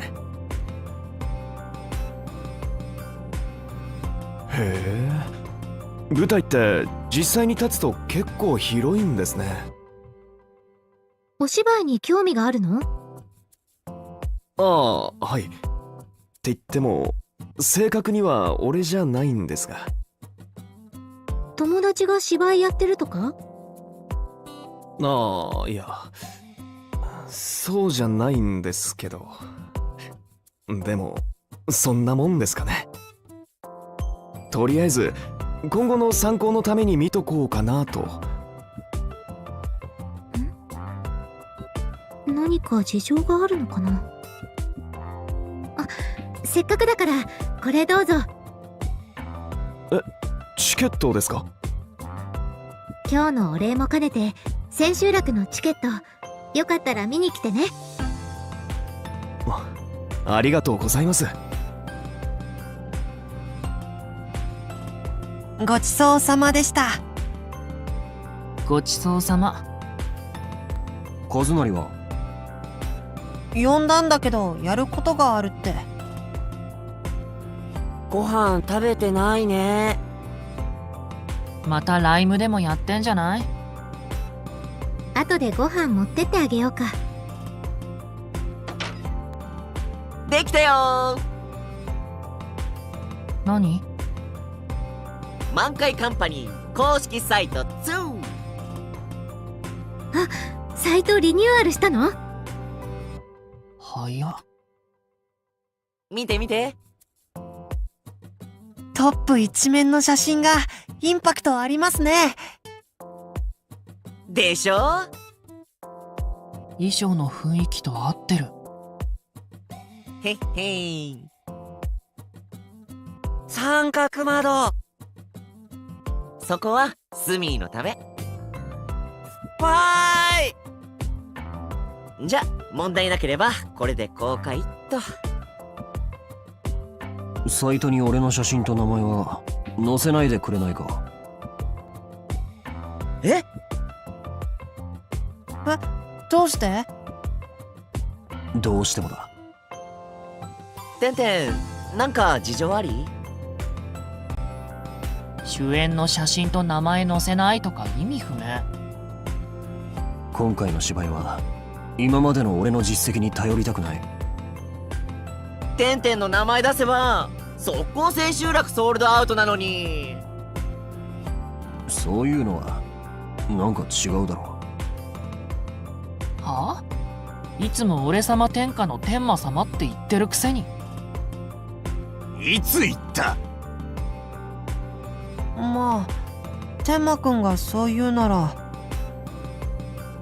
うんうん、いいと思うよ。じゃあ残りのチケットはみんなで協力して売り切ろう。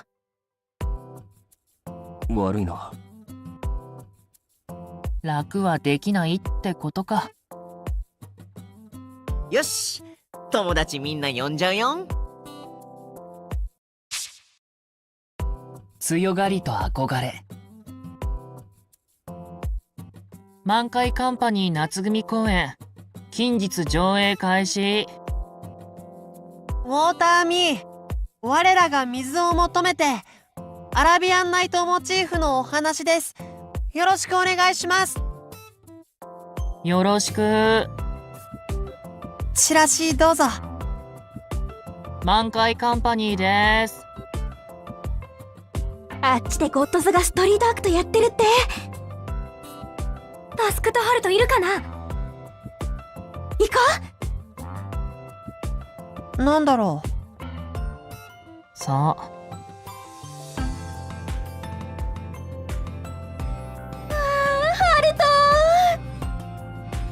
クリスティーヌ、闇に閉ざされた私の世界のただ一つの光。されファントム、お前の世界は闇の底だけだ。タスクかっこいい。ハルトゴッド座公演オペラ座の怪人、よろしくね。絶対行くからね。お嬢さん、お手を。クリスティーヌ、我が光。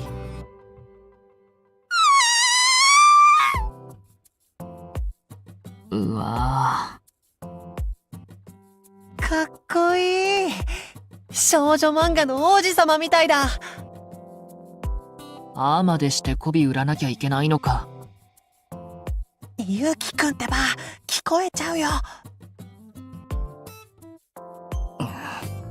ねえ、今この辺から悪口聞こえたんだけど。気のせいじゃない？何このチラシ、どこの劇団だよ。南海カンパニー？全然知らない。弱小のくせに何生きがってんの？別にあれだけ人気の劇団でも必死で客に媚び売らなきゃいけないんだって感心してたんだけど。はあ？おいハルト、喧嘩？大丈夫かな？人呼んでくる？何の騒ぎだ？あ、レニさんじゃん。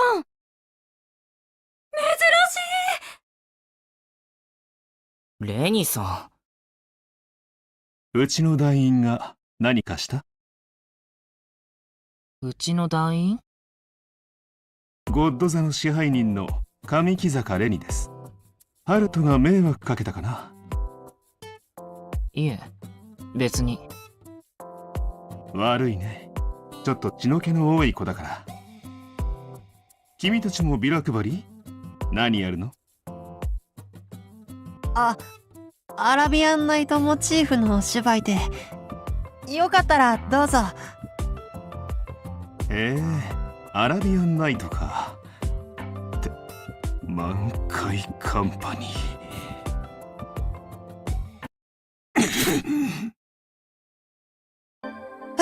破って。何こいつ。行くぞ、タスク、ハルト。はーい。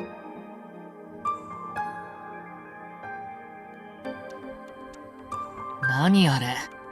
団員も団員なら代表も代表だね。なんか劇団の名前を見た途端態度が変わったような気がするけど。弱小って分かったからじゃない。性格悪。そうなのかな。さっさとビラ配っちゃおう。いつまでも終わらないし。そうだね。満開カンパニーです。よろしくお願いします。近日上演開始です。あれ、ルリカは？ほんとだ、ルリカワじゃん。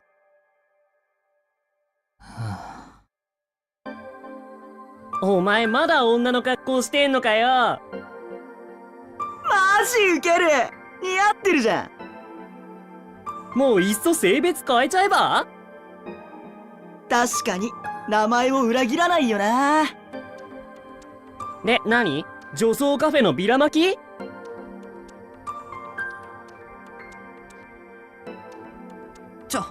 ちょっと何ですか？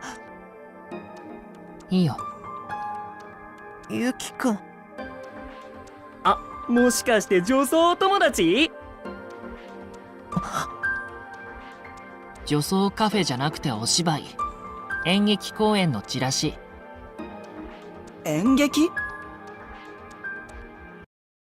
そう。今宵も語って聞かせましょう。めくるめく千の物語のその一つ。なんだよ、急に。っていう感じのお芝居。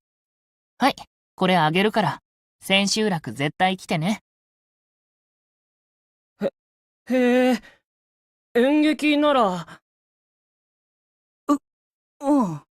女装カフェじゃないなら。ありだな。よろしく。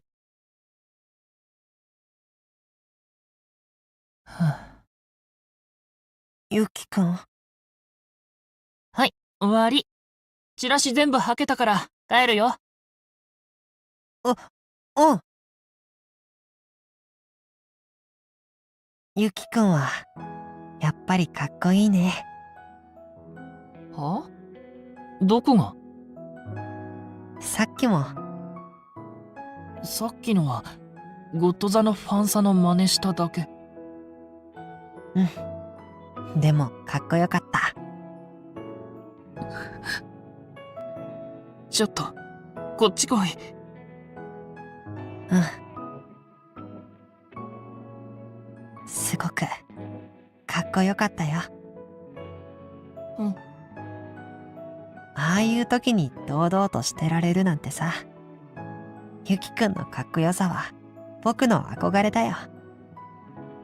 もうやめろって。わかったから。うん。ありがとう。うん。ゆきくん、お芝居頑張ろうね。当たり前。和成の意見。公演開始まであと1週間だけど、千秋楽まだ残ってるな。一人10枚のチケットノルマって結構厳しいよね。いっぱいある。三角星人はあと何枚残ってる？8枚。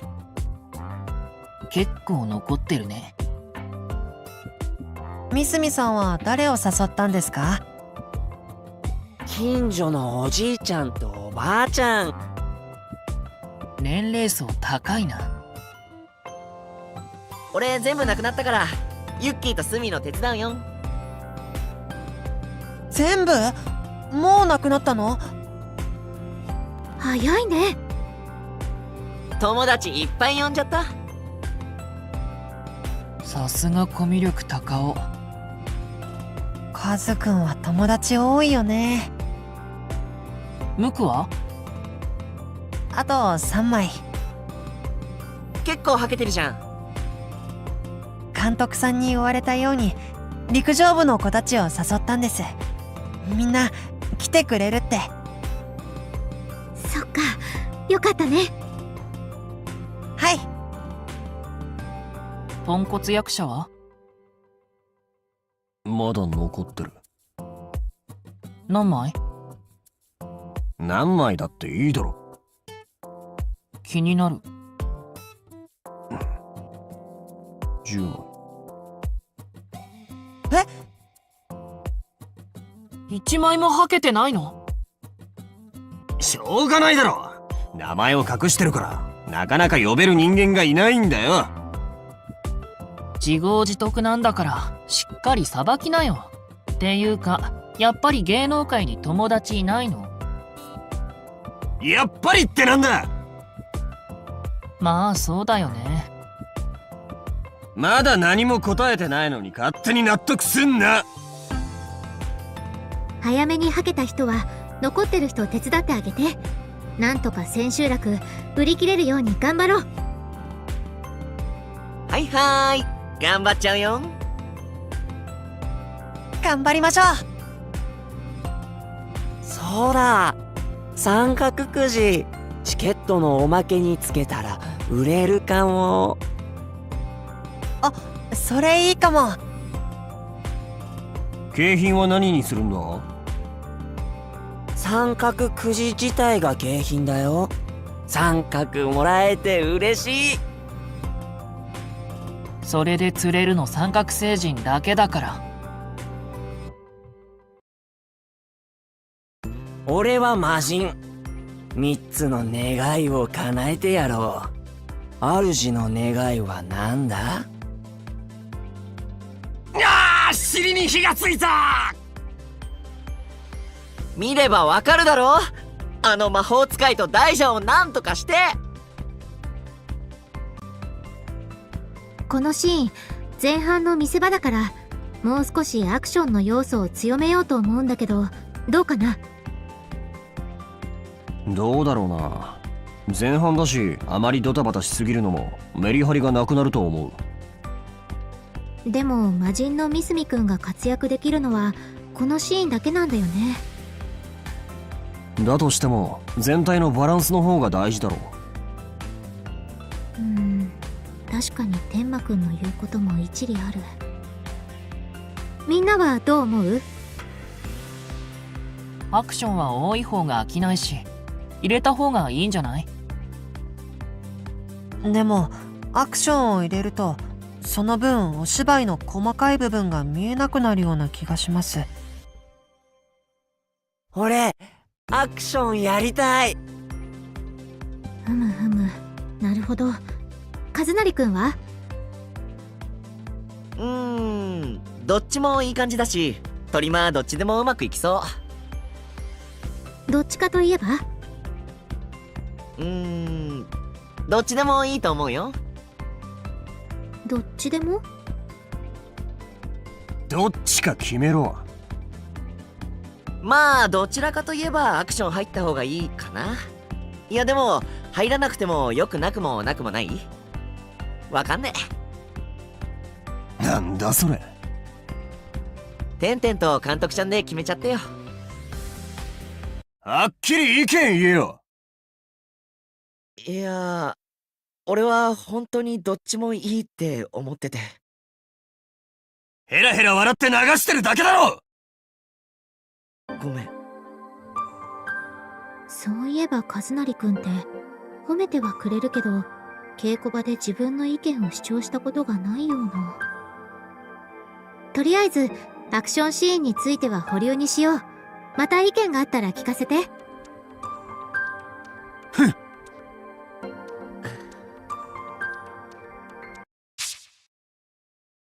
明日から俺はミスミくんのアクションシーンどうしようかな。難しいところではあるけど。はーい。俺和成くん？おつびこちゃん。お疲れ様。どうしたの？じゃーん、ポスターのデザインができたよ。試し刷りしたから見てみて。すごいかっこいいね。アラビアンな感じも出てるし、みんなの写真もいい感じだし、さすが和成くん。でしょ。早速明日みんなにも見てもらおう。だね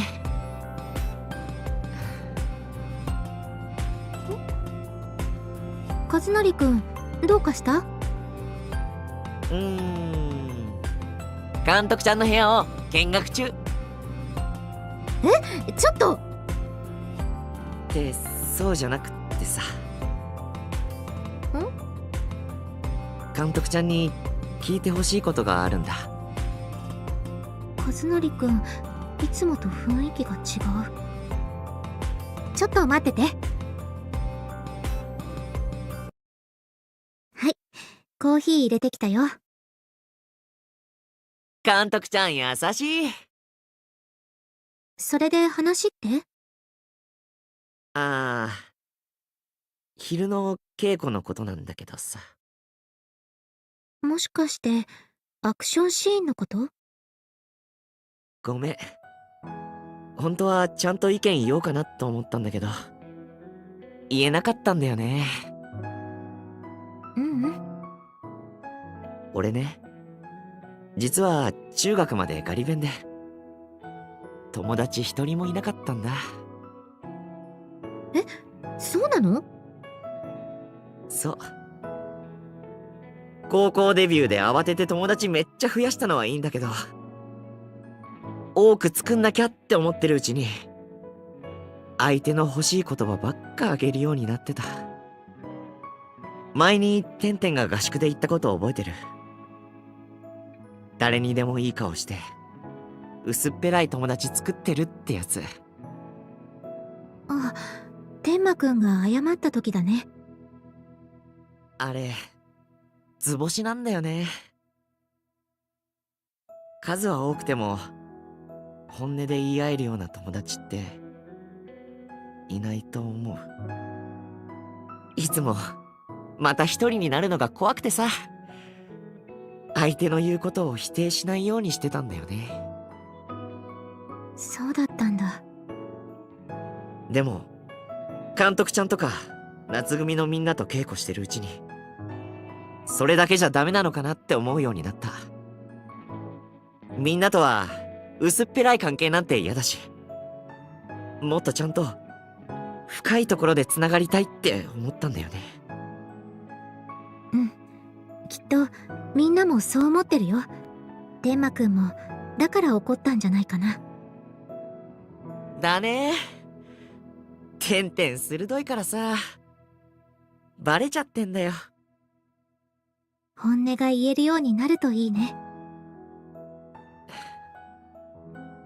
よし。俺明日から変わるから見てて、監督ちゃん。コーヒーありがとう。どういたしまして。じゃあね。監督ちゃんに惚れ直してもらえるように頑張るから。え？おやすみ。惚れ直すって、そもそも惚れてないよ、和成くん。お家騒動。それじゃあ今日は昨日の続きで1幕から。さ、スミーのアクションシーンについてちょっといい？どうぞ。今回って旗揚げ公演だし、なるべく団員の個性を出した方がいいと思うんだよね。挨拶代わりって意味でも魔人役のスミーには派手に動いてもらった方がいいと思う。なるほど。確かに旗揚げ公演っていうのは大事かも。顔を覚えてもらってファンになってもらわないといけないし。俺頑張る。でバランスについては他のシーンを調整すればいいんじゃないかなと。確かに。てんてんどうかな？そうだな。それならいいと思う。じゃあその方向で考えてみるね。ちゃんと自分の意見言えるじゃないか。さっさと言えばいいのに。そうだね。よかった。これできっともっとみんなの距離が近づく。よし、それじゃあアクション入れるシーンの練習から始めよう。はいはーい。今日の稽古はいつもよりはかどったな。和成くんがいろいろ意見を言ってくれるようになったおかげで完成度が上がった気がする。和成くんの意見って意外と論理的だから参考になるんだよね。ごめんください。はい、どちら様ですか？いつもお世話になっております。私、スメラギ事務所の井川と申します。スメラギ事務所？何？お客さん？珍しいね。誰？知らない人。井川？ああ、天馬くん。天馬くんのお客さん？マネージャーだ。そうか。スメラギ事務所って天馬くんの事務所だったんだ。井川、ここには来るなと言ってあっただろしかし。しかしもかかしもない。早く帰れ。待ってください。ご両親に劇団のことがバレてしまったんです。何？ちょっと待って。バレたってそもそも私ちゃんと連絡したよね。いえ、ご両親に入団のことは伝えておりません。だって留守電に入れて。あれは私の番号です。天馬くんに口止めされまして。ちょっと天馬くん？両親がいない間は井川が保護者代わりみたいなものだから問題ないだろう。どうせ海外にいるときは連絡なんてつかないんだからいないも同然だ。それがお父様が帰国なさっているのです。父さんが？今回の舞台のために映画のオファーを断ったことを知って、しょぼい舞台より映画を優先しろとのことです。何勝手なことを。天馬くん、ご両親とちゃんと話さないとダメだよ。ずっとほったらかしだったくせにこんな時だけ口を出すなんて。天馬くんが帰ってこないなら直接ご自身が乗り込むと。天馬くん。わかった。一旦家に戻る。というわけで大変申し訳ないのですが、今回の舞台は代役を探していただくということで。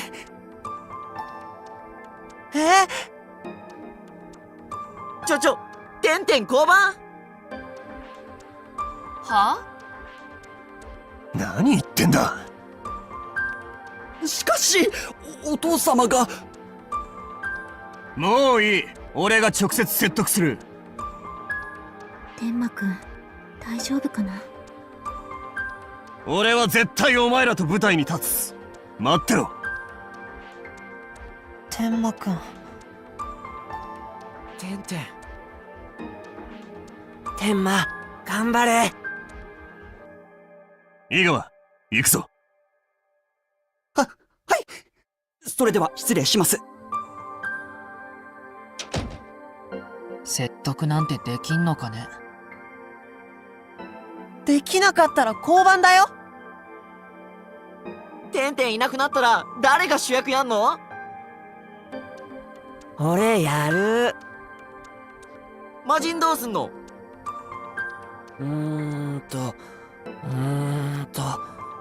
分身する。やってみれば？ニンニン。てか分身できるならてんてん分身すればいいんじゃね？そっか。できないから。本当に交番なんてことになったらどうしよう。監督さん、天馬くんから何か連絡ありました？何も。どうなったんでしょう。心配だな。ねえ、やばい、見てこれ。何？てんてんのブログ。ずっと更新止まってたんだけどさ、今日更新された。タイトルが劇団に入団しました。これって満開カンパニーのことと公演のことが書いてあるね。出演することは隠すって言ってたのに。公表しちゃえば出るしかないって思ったんじゃね？ネットニュースでもトップに載ってたし。天馬、頭いい。でもこのことをお父さんが知ったら。監督、大変です。天変地異の前触れかもしれません。支配人？今それどころじゃ。突然チケットの申し込み予約が殺到して、あっという間に完売しました。完売？10分程度で残っていた席全部ソールドアウトです。千秋楽も満席です。それってもしかしてこのブログのおかげ？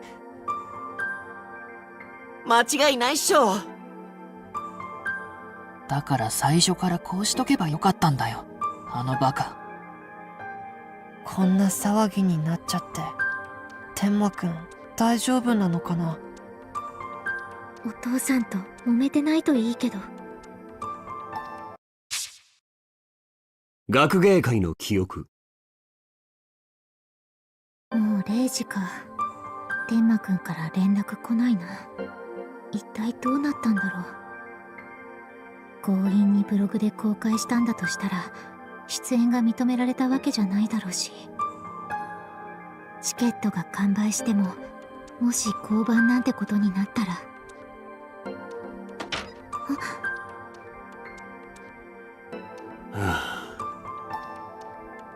天馬くん？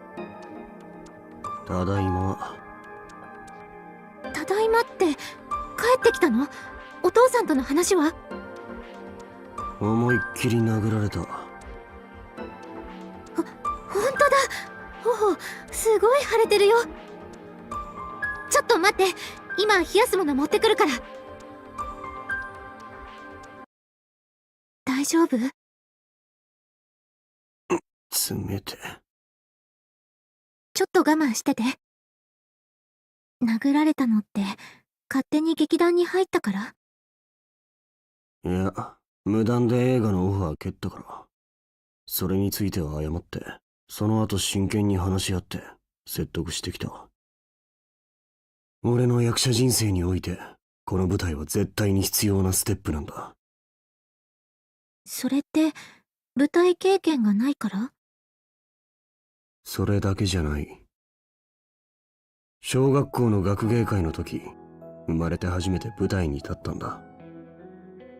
その頃にはもう子役として映画やドラマには出てたから、学芸会の舞台程度なんてことないはずだった。それなのに学芸会の本番で頭が真っ白になってセリフが飛んだ。俺は何も言えず棒立ちになって、舞台も客席も静まり返った。幕が降りるまでの10秒くらいの時間が永遠にも感じられた。仕事が忙しかったからとか周りにフォローされたけど、あんな失敗は仕事でもしたことがない。初めて味わった屈辱だった。それ以来舞台のオファーが来ても怖くて受けられなかった。舞台に立つだけであの時の気持ちが蘇ってくる。舞台だと緊張しちゃうとか？緊張というよりは怖い。臆病なのかもしれない。怖い？映画やドラマは最高のカットが撮れるまで何度でも芝居に挑める。こだわり抜いた完璧で最高の俺だけを観客に見せられる。でも舞台で自分が見せられる演技はその時その時一度だけだ。学芸会の本番前、それを意識したら途端に怖くなった。そっか。天馬くんはいつだってお客さんに自分の最高の芝居を届けたいんだね。それは臆病なんじゃなくてプロ意識が高いんだよ。そんな風に思えるのは役者としてとても立派なことだと思う。引け目に感じる必要はないよ。それでも俺はどうしてもこの恐怖を克服したい。確かに芝居はこだわった完璧なものにはできないかもしれない。でも最高のものはできるよ。どういう意味だ？きっと舞台に立てばわかる。恐怖なんて克服できるよ、天馬くんなら。みんなと一緒に克服しよう。ああ。改めて。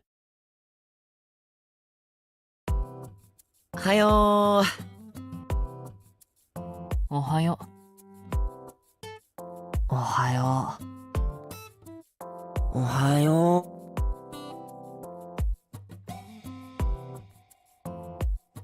てんてん。帰ってたんだ。昨日の夜遅くにね。天馬痛そう。ほっぺ冷やしたんだけど、まだ腫れが引かないね。あ、どうしたの？てんてん、大丈夫？うわ、男前。で、どうなったの？心配させて悪かった。劇団のことは父親に認めてもらった。ふーん。よかった。やったじゃん、てんてん。にんにん、分身しなくてもいいね。何の話だよ。ともかくこれで一安心だね。ああ。ただみんなに話しておきたいことがある。何？俺は舞台にトラウマがある。え？小学生の時のことだ。そういうわけで、もしかしたら本番の舞台でも同じ失敗を繰り返してしまうかもしれない。それでもどうしても克服したい。みんなと同じ舞台に立ちたい。天馬くん。てんてん。何言ってんだ、ポンコツ役者。今さら下ろしてやるわけないじゃん。そもそもこの舞台、リーダーの天馬がいないと始まらないんだから。何その顔。お前、天馬って呼べるんだろ。そこ？てんてん、そんなの改めて言わなくても一緒に舞台やるに決まってんじゃん。俺ら友達だし。そうだよ。天馬くんのおかげでここまで芝居が上達したんだから。天馬、勇気が出るようにハイパー三角あげる。ってどこから持ってきたんだその三角コーン。返してこい。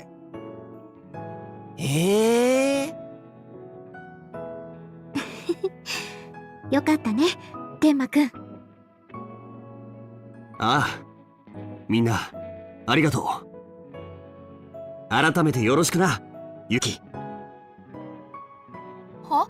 ユキ？キモ。いや、お前が先に。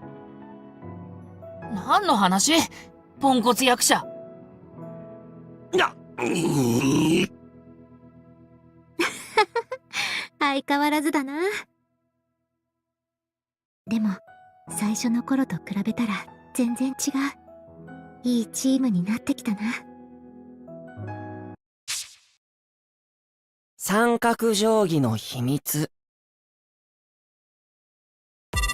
はいはい、取材の件でしたらまた改めて。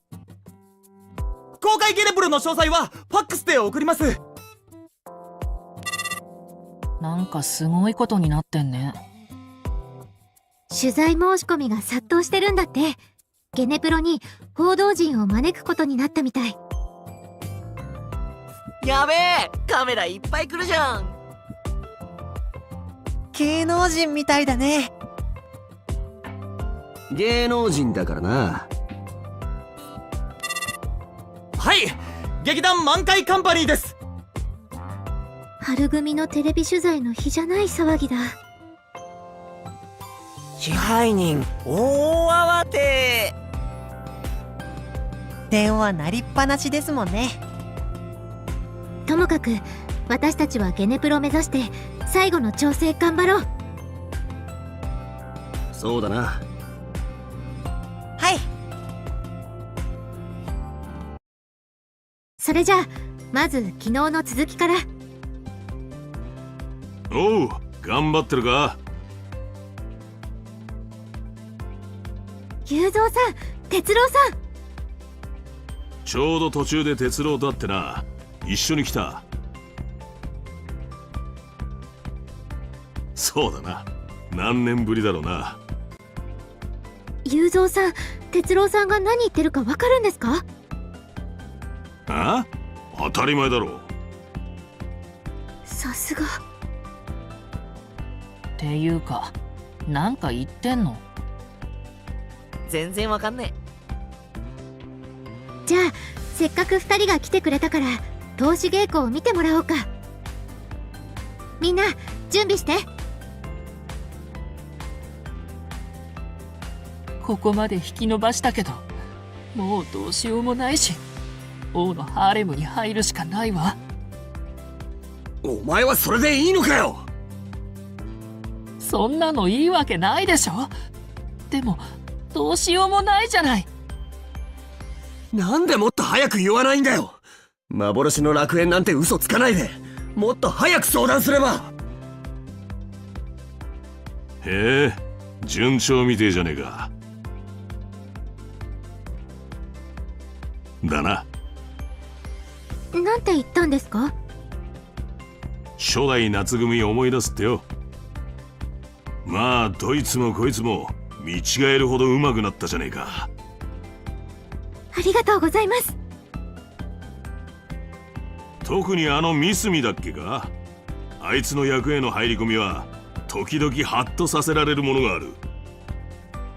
あいつやっぱりイカルガさんのお孫さんかもな。イカルガさん？初代の全公演の脚本を書いた伝説の劇作家イカルガ八角。あの人の脚本は外れがないって有名だ。ただ気難しい人でな。幸男さんがいなくなってからはこの劇団では書かなくなっちまった。そうなんですか。最近は名前も聞かねえが、今どうしてるんだろうな。三角くんなら何か知ってるのかな。みんなまだミーティングしてるみたいだし、夜食のおにぎり持ってってあげよう。お米の匂い。三角くん、これから夜食のおにぎり作ろうと思って。三角？俺も作る。じゃあ手伝ってくれる？いいよ。三角三角、角が一つ二つ三つで三角さん。そういえば三角くんのおじいさんってもしかしてイカルガ八角さん？そうだよ。監督さん、じいちゃんの友達？ううん、今日雄三さんが言ってたの。雄三はじいちゃんの三角仲間。劇団で一緒にやってた。知ってたんだ。じいちゃんに劇団のビデオいっぱい見せてもらった。じいちゃんは俺にお芝居を教えてくれた人。俺のことを見放さないでいてくれた唯一の人。そっか。今回の公演おじいさんも招待するの？死んじゃったから。これじいちゃんの形見。俺のお守り。それ三角定規？そう、一番大事な三角。そういえばこれ夏組のビデオを見てる時に握らせてくれた。じいちゃんは几帳面だったから、本書くときにいつもこの三角使ってたんだ。そうだったんだ。監督さんはじいちゃんに似てるな。あと三角にも似てる。どっちもちょっと複雑。三角くんがこの劇団に入っておじいさん喜んでくれてるかな。うん、じいちゃんいつも演劇は面白いからいつかやってみろって言ってた。そっか。よかった。三角くんが今こうして夏組のメンバーと芝居ができて本当によかった。これも三角くんのおじいさんのおかげなのかな。おじいさんありがとう。ゲネプロ。報道陣の方はこちらへお願いします。すみません、カメラこっちでいいですか？カメラはこっちです。すごいね。ゲネプロに報道陣呼ぶとは聞いてたけど、こんなことになるとは。やべえ、カメラいっぱい。こういうのテレビで見たことある。人がいっぱい。いつもこんな感じ？天馬、聞いてんの？おう。またポンコツに戻ってんじゃん。おう。あーって天馬くん大丈夫？おう。本当に大丈夫かな。皆さんそろそろお願いします。はい、みんな準備して。映画にドラマに引っ張りだこのスメラギ天馬が今舞台をやるとはね。ある意味満を持してとも言えるかもしれないな。何にしろ楽しみだ。今宵も語って聞かせましょう。めくるめく千の物語のその一つ。報道陣とはいえ、みんなにとっては初めての観客の前での芝居だ。いつも通りにできるといいんだけど。教えてくれ、シェヘラザード。幻の楽園オアシスはどこにあるんだ？では今宵も語りましょう。昔々とある国に。前置きが長い。3行で。アラジン、魔法のランプ、魔法使い。天馬くん様子が変だな。声も出てないし動きもぎこちない。ユピくんたちも天馬くんが気になって集中できてないし。ここまで引き延ばしたけど、もうどうしようもないし、王のハーレムに入るしかないわ。お前、セリフが飛んだ。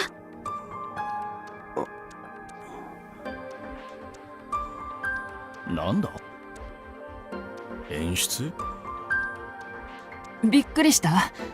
まあしょうがないわよね。もういいの。あんたも私のことは気にしないで。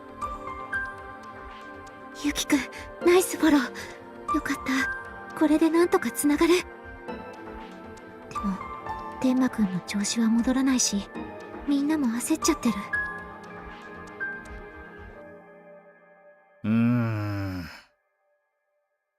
なんだかな。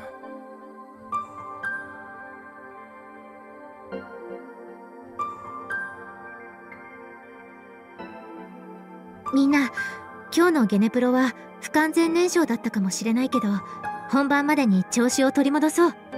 気持ちを切り替えるのも大事だよ。そうですよね。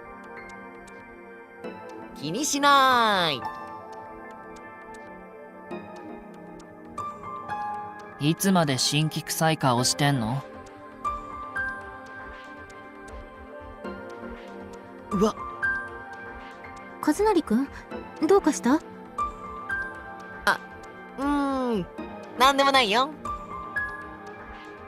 ネット？マジでなんでもないって。見せて。これゲネプロの記事じゃん。まあいいじゃん、こんなの。お粗末な舞台デビュー。銀幕の王子に舞台は時期尚早か。何それ。素人集団、お友達同士のお遊びか。プロのレベルには程遠い。ユキ、いいから。これが現実ってことでしょ。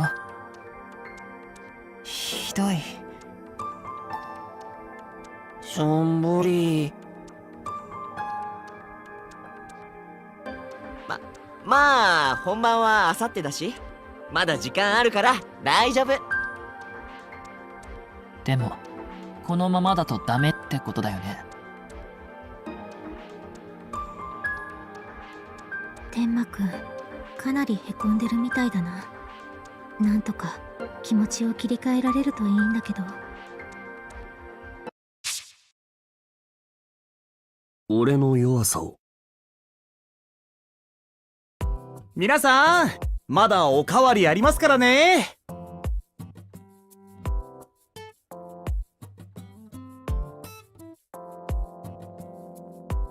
ごちごちそうさまでした。ごちそうさま。完全にお通夜状態だ。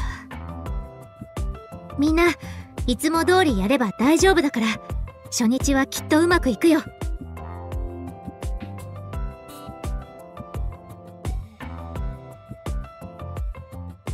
だね。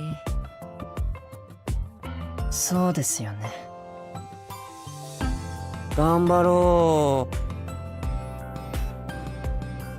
天馬、ミーティングとかやらなくていいの？いい。天馬くん。何あれ。天馬くん、もう諦めちゃったんじゃないよね。まさかてんてんがそんなことあるわけないじゃん。だといいけど。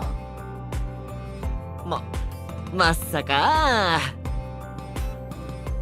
大丈夫かな。少し話してこよう。あれ、部屋が真っ暗。天馬くん戻ってないんだ。どこに行ったんだろ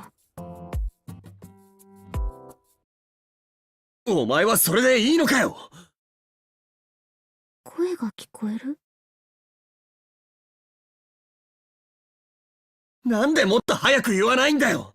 幻の楽園なんて嘘つかないで、もっと早く相談すれば。これゲネプロでセリフが飛んだところだ。一人で練習してたんだ。天馬くんは諦めたわけじゃない。ごめん、邪魔しちゃったね。いや、少しいいかな。ああ。ゲネプロのこと気にしてるよね。あんなひどい失敗見たことないだろ。小学校の時のあれが人生で最悪だと思ってたけど、まだあったとはな。何言ってんの？あんなのまだまだだよ。私なんてセリフが飛ぶのは当たり前。最初から最後まで違う役のセリフを言ったこともあるし。は？全然関係ないシーンで出ちゃったり、転んで主役の衣装を脱がせちゃったり。それマジで？マジマジ。だから天馬くんの失敗なんてまだまだだね。よくそれでもう一度舞台に立とうって思えたな。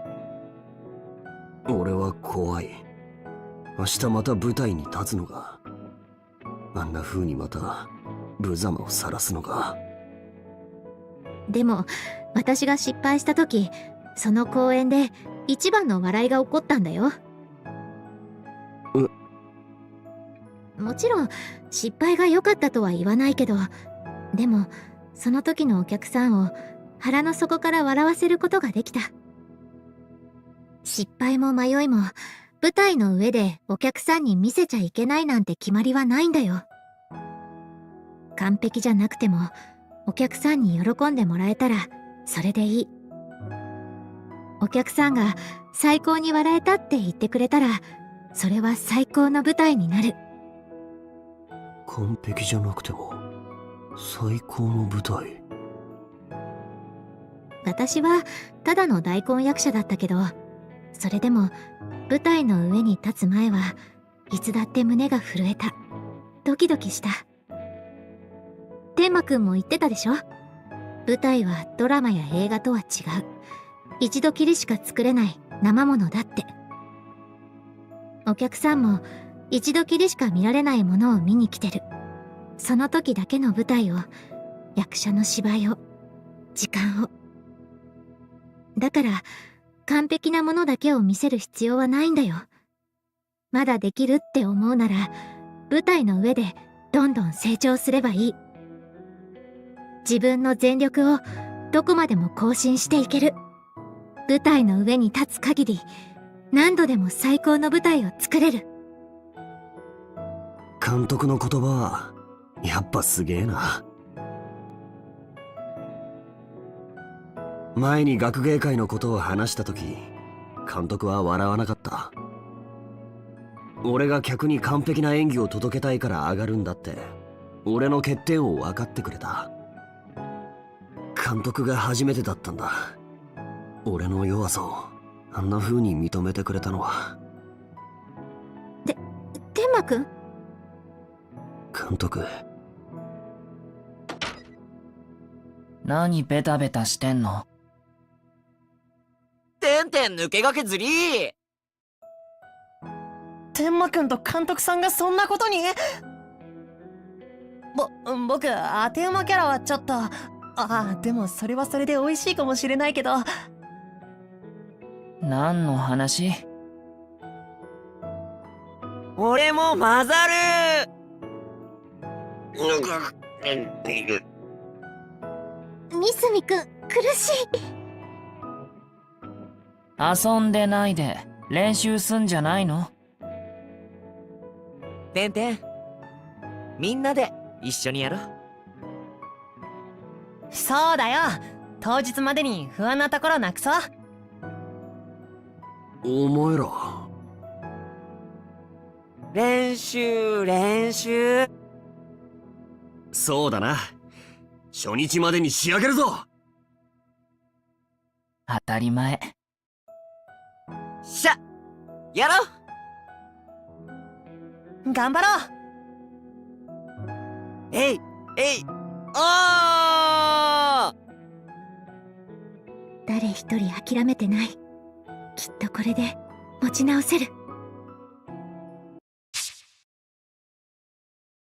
エンジン。ネットの酷評記事話題になってるね。拡散されてるみたいだね。まだゲネプロを見たのがマスコミだけだから目立ってるだけっしょ。一公演一公演大切にすれば口コミが広がって挽回できるよ。大丈夫。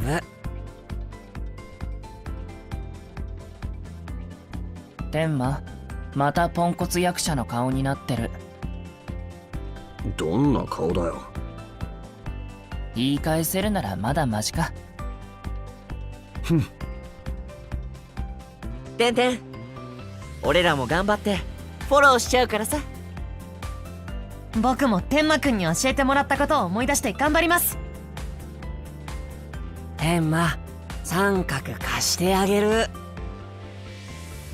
なんだこの三角定規。でもまあありがとな。そうだ、俺夏組のエンジン考えてきちゃった。エンジン？みんなてんてん囲んで。てんてんの胸手当てて。なんだこれ。てんてんがいつも通りやれるように願掛け。はず。ゆうきくん、たまにはいいでしょ。やろうやろう。おい。せーの、夏組ファイトー。エンジンなんて初めてやった。マジで？どう？恥ずかしい。だから言ったじゃん。でも悪くないな。舞台が怖いっていうの一瞬忘れた。でしょ？これで絶対大丈夫。天馬くんの表情、ゲネプロの時と全然違う。きっと大丈夫だ。本番5分前です。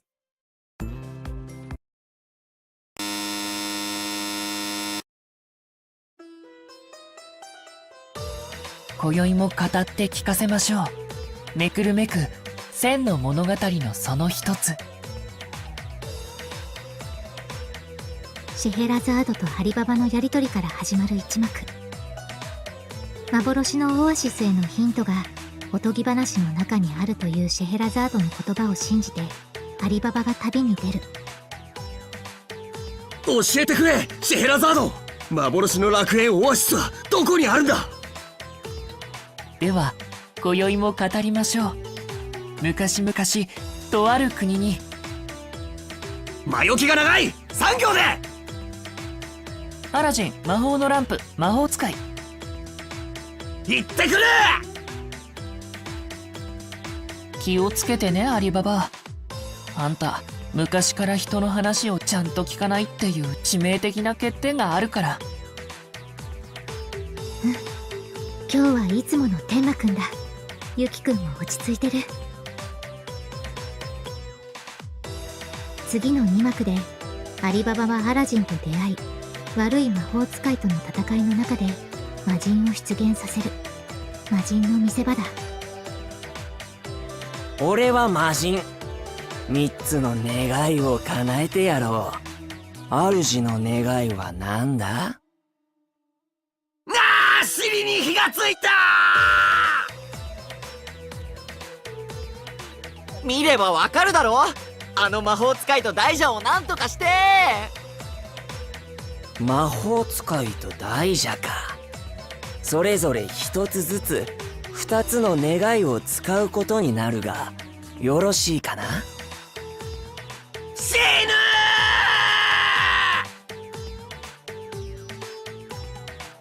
何でもいいから早くして。承知した。3幕ではシンドバッドとの出会い。お前シンドバッドのくせに。天馬くん、セリフが飛んだ。黄金のありかなんて知らないよ。よし、ムクくんが天馬くんのセリフを引き継いだ。大人になりなよアリババ。幻の楽園なんてないんだよ。一発逆転で億万長者になんかなれないんだって。真面目に働け。やめて、そんな正論聞きたくない。よかった、天馬くんも持ち直した。君もう20歳になるんでしょ。俺は永遠の少年。ヒヤッとしたけどムクくんのフォローでうまくつながった。天馬くんはちゃんと気持ちを切り替えてる。この後はアリババがシンドバッドと旅に出て、おとぎ話の通りに開け駒の呪文で盗賊の財宝を奪って再び魔法のランプを見つける。幻の楽園だろ。幻なんだから存在するわけないじゃん。いい加減現実見ろよ。非現実の塊みたいな魔人に言われると傷つくんだけど。オアシスが存在しないことを知り、シェヘラザードに嘘をついた理由を問い詰めるアリババ。王の要求を引き延ばすための嘘だったことを白状するシェヘラザードとアリババのシーンだ。ここまで引き延ばしたけど、もうどうしようもないし、王のハーレムに入るしかないわ。お前はそれでいいのかよ。そんなのいいわけないでしょ。でもどうしようもないじゃない。なんでもっと早く言わないんだよ。幻の楽園なんて嘘つかないで、もっと早く相談すれば。あんたにどうにかできたの？それはわからないけどさ。もういいの。あんたも私のことは気にしないで。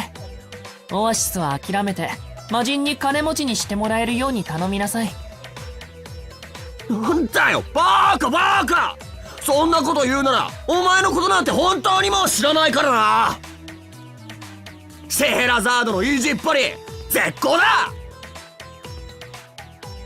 いつまでたっても子供なんだから。ここでシェヘラザード退場。ユキ君も調子が上がってる。このままラストまで走り抜けられれば。なんだよ、なんで何も言わなかったんだよ、シェヘラザードのやつ。本当に王様のハーレムに入っちまうのかな。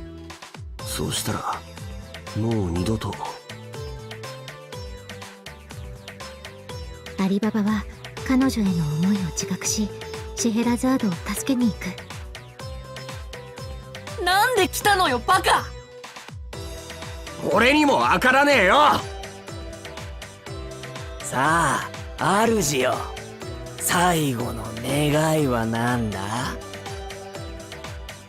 最後の願いはシェヘラザードが王と結婚できないようにしてくれ。え？承知したぞ主。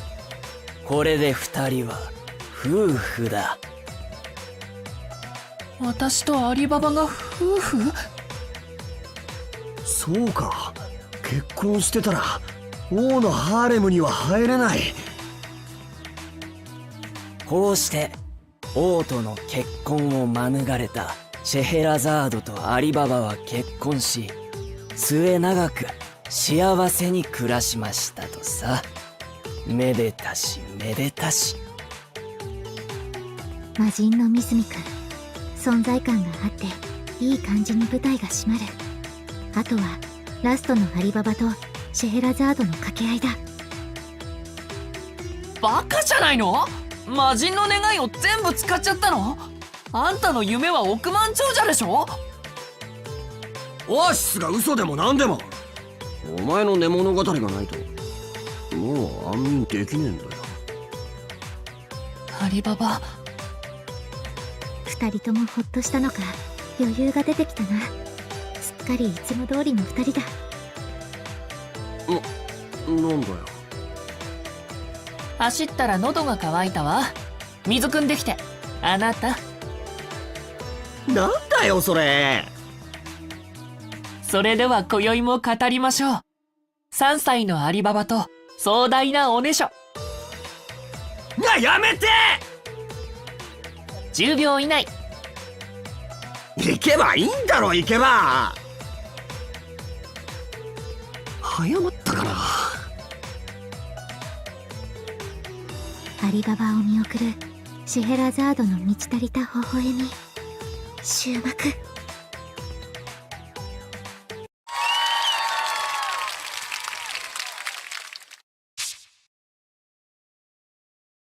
おめえ返上。やった終わったのか。よ拍手の音。パチパチ。すげえ、マジやべえ、達成感半端ねえ。天馬、カーテンコール。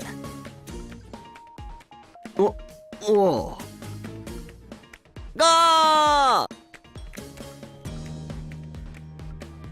よかったね、天馬くん。みんなと一緒に克服できたね。みんな、お疲れ様。おつー。お疲れ様でした。お疲れ。お疲れ。疲れた。やったね、大成功だよ。ゲネプロの汚名返上できましたね。ポンコツ役者が危うかったけどね。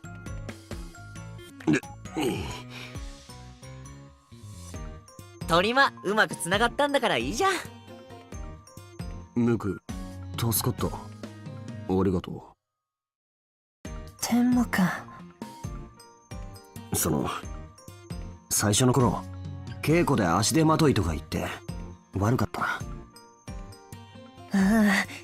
僕がこんな風に堂々とお芝居できるようになったのは天馬くんがたくさんお芝居を教えてくれたおかげだから。僕の方こそありがとう。これからも教えてやる。助けてもらったくせに何偉そうにしてんの？さっきは助けてもらったが、役者としての経験は俺の方が何倍も上だ。はいはい。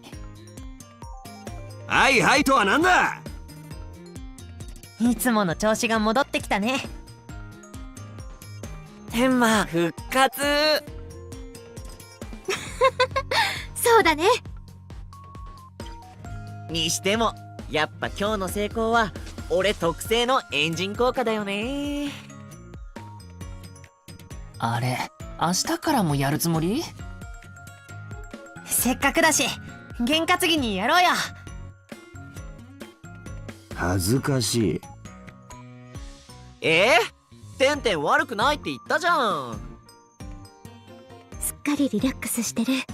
この調子ならもう心配いらないな。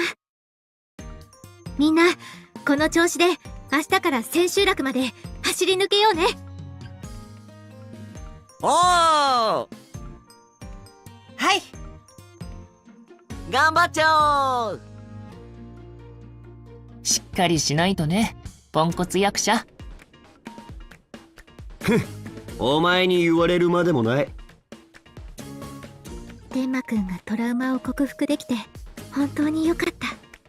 交番の話が出た時はどうなるかと思ったけど、今の姿、天馬くんのご両親にも見てもらいたいな。そうだ、緊張の千秋楽。初日を迎えてから千秋楽まで本当にあっという間だったな。でも1公演終わるたびにみんなの成長がわかる。このまま千秋楽が無事に終われば大成功だ。みんな見て見て、この記事マジヤバタン。何？また酷評とか？いいから読んで。若手俳優劇団の快進撃、スメラギ天馬の本領発揮。ゲネプロの集大もどこへやら、完成度の高い舞台、今後に期待したい。これって褒められてる？絶賛賞。当然だな。内心ドキドキしてたくせに。してない。ボタン掛け違えてるよ。やったね。よかったね、みんな。残りの千秋楽悔いのないようにやりきろう。あ失礼します。井川。天馬くん、大変です。今日ご両親がいらっしゃってます。は？だって二人とも今海外だろ。海外撮影の合間を縫って千秋楽を見に来たそうです。なんだよそれ、聞いてね私が井川さんを通してチケットを送ってもらったの。監督が？この舞台は天馬くんの役者人生において大切なものなんだってご両親に演技で証明しよう。もうポンコツじゃないんでしょ？最初からポンコツじゃない。そうだな、映画のオファーを断ったことが間違ってなかったって認めさせてやる。その息っしょ。客席満席だね。なんだかいつもと雰囲気が違うような気がします。熱気があるっていうか。千秋楽だからね、ちょっと空気が違うかも。へえ、そうなんだ。あれ陸部の子たちだ。どうしよどうしようってムクが招待したんでしょ？そうなんだけど、なんか改めて緊張してきちゃうっていうか。あ、どうしたのゆきくん。なんでもない。あの子たちゆきくんのクラスメート。本当に来るとは思わなかった。二人ともいつになく緊張してるな。ない、どこにもない。三角。三角？お守りの三角のこと？さっきから見つからない。俺が初日に借りた三角ならその日に返したぞ。どこだろう。しょぼーん。後で探しといてあげる。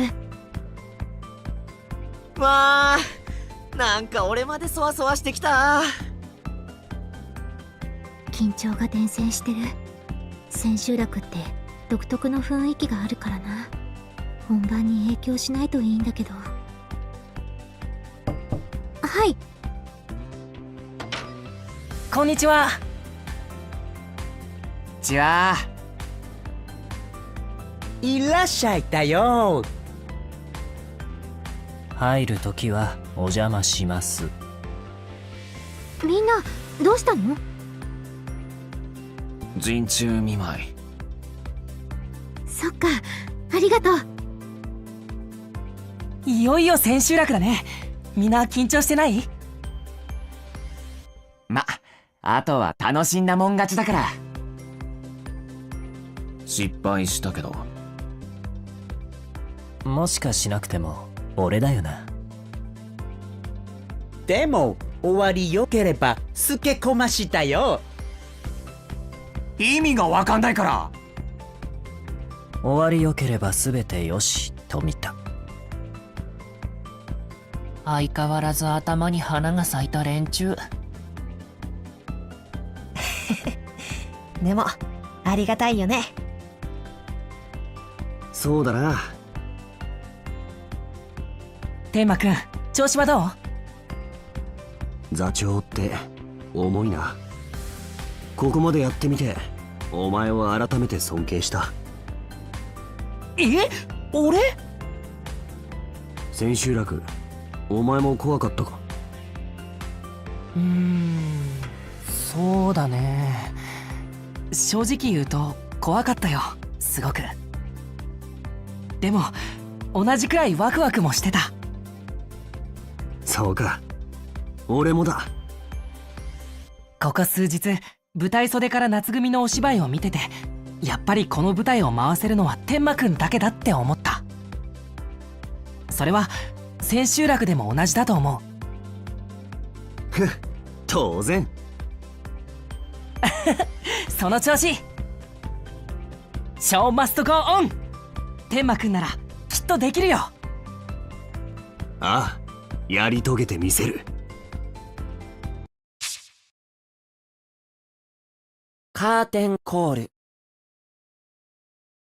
開演5分前です。みんな、幕が上がるよ。はい。よし、行こう。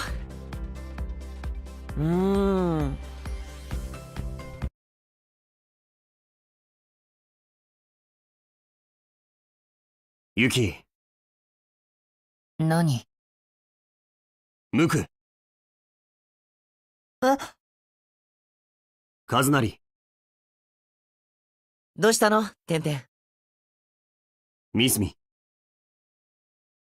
なーに？お前たちと舞台に立ててよかった。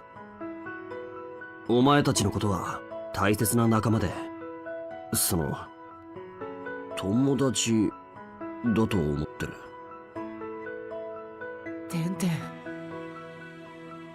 カズナリ、お前が俺のこと友達だって言ってくれた時、照れくさかったけど本当は嬉しかった。合宿の時薄っぺらいとか言って悪かったな。そんなの気にしてないよ。ラスト、一緒に最高の芝居がしたい。今この瞬間の俺たちにしかできない最高の芝居を。ついてきてくれるか？当たり前じゃん。もちろんだよ。一緒に弾けちゃおうよ。天馬と一緒に行く。よし、エンジン夏組ファイト！おー！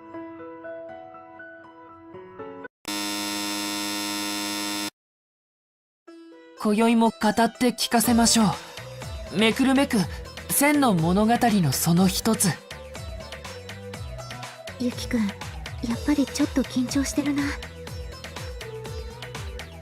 なんだよ、何ぼーっとしてんだシェヘラザード。あれ、こんなセリフないよね。テンマくんのアドリブだ。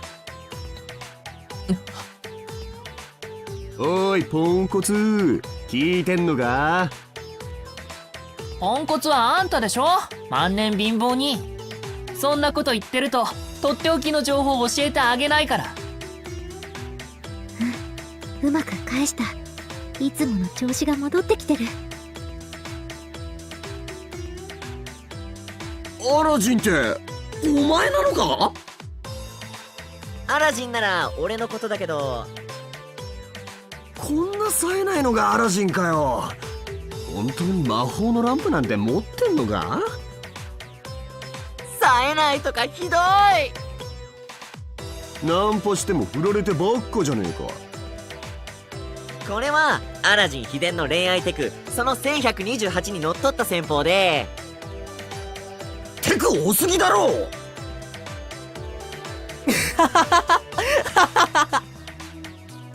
こんなセリフあったっけ？今日はテンマくんのアドリブ多いな。みんないい感じで肩の力が抜けてる。船乗りじゃない？船乗りじゃないシンドバッドとか設定間違ってんのか？まあ大丈夫、原点通りだから。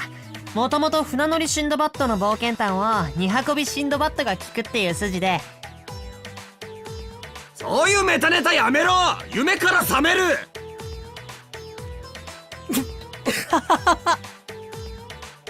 アドリブ多い。ムクくん、最初の頃はテンマくんに何か言われるだけで萎縮しちゃってミスしてたのに、本当に成長したな。つうか、魔人って本当に魔人なのかよ。ただの人間にしか見えねえ。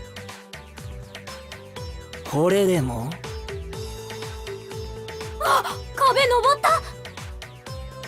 ワイヤーすごっ。魔人、マジ魔人。今度の主はダジャレ好きか。違う、意図しないダジャレとか恥ずかしい。みんな生き生きとしてる。緊張も不安も全部楽しいって気持ちに押しのけられちゃってる感じだ。今までで一番笑いが起こってる。お客さんが楽しんでるのが肌で伝わってくる。あとはラストシーンだけだ。それでは今宵も語りましょう。3歳のアリババと壮大なおねしょ。やめて10秒以内。行けばいいんだろ、行けば。早まったかな。あれ、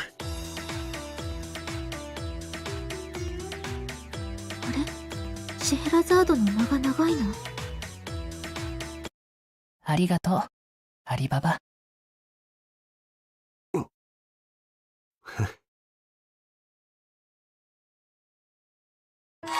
最後のシェヘラザードのつぶやき、なんかグッときた。わかる！よかったよね！よかった。最高の千秋楽だ。うわ、鳥肌だった。なんだこれ、マジやべえ。すごい。スタンディングオベーションだよ。なんかもう感動しすぎて僕。何泣いてんだ。てかてんてんアドリブ多すぎ。ついてきてくれって言っただろう。楽しかったね。演劇は面白い。マジそれな。本当だね。ありがとな、ユキ。キモ。お前ら。みんな、カーテンコール。行くぞ。ありがとうございました。ありがとうございました。ありがとう。マジサンキュー。ありがとう。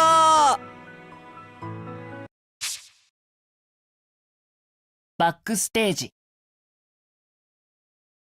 みんな、お疲れ。お疲れ。お疲れ様でした。今日が一番拍手大きかったね。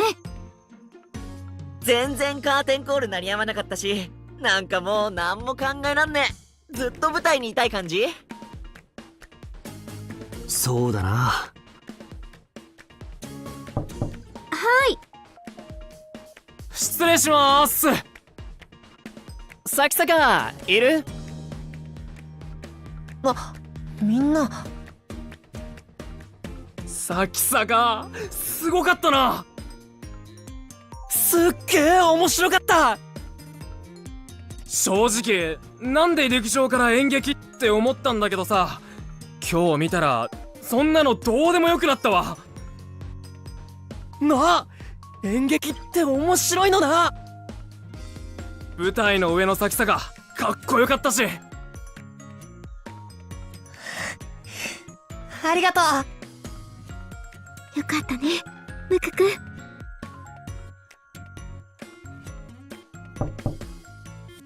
はいはーい。ルリカはいる？ああ、何？あのさ、これ。は？花束とか完全にユッキーのファンじゃん。ルリカはマジで綺麗だった。どうも。次の公演も絶対来るから。ほーん。じゃあ約束ね。うん。絶対来る。死んでも来る。ありがとう。気味が悪い。ファンさんも大事でしょ。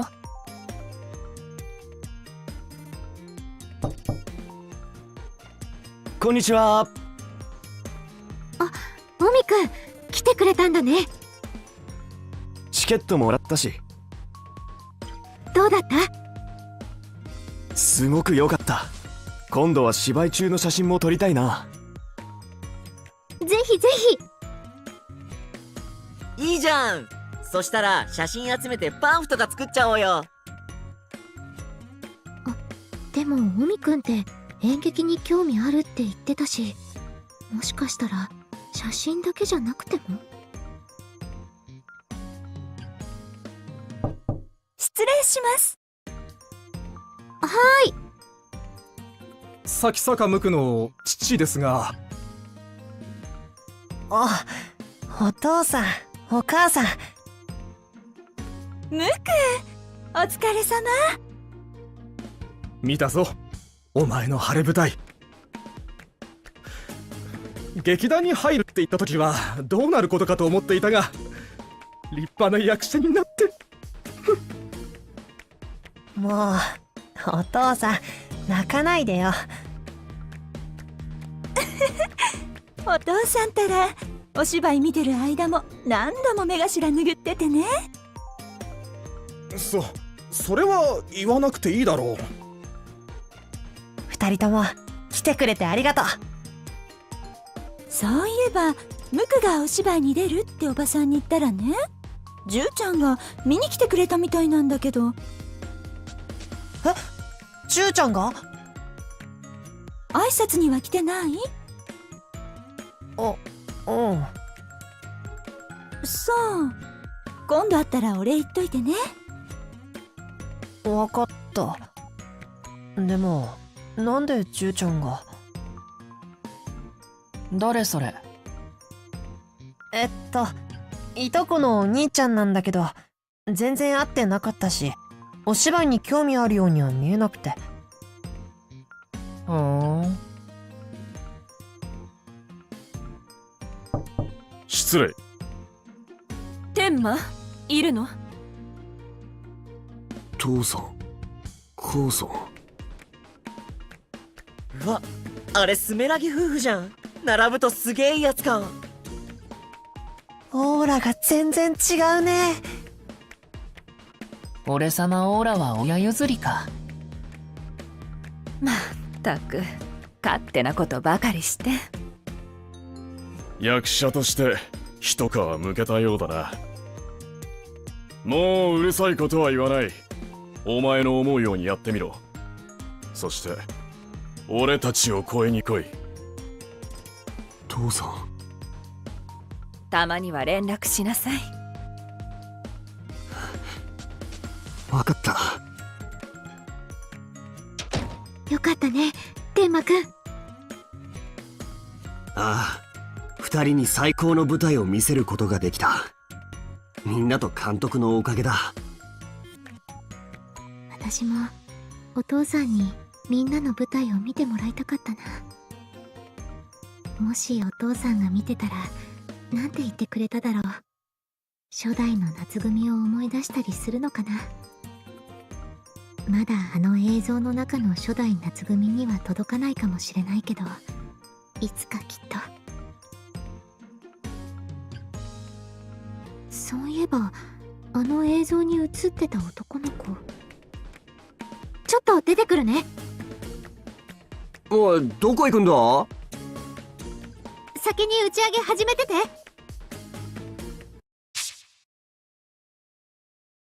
スカウト。今回も絶対見に来てるはず。今ならまだ劇場の近くに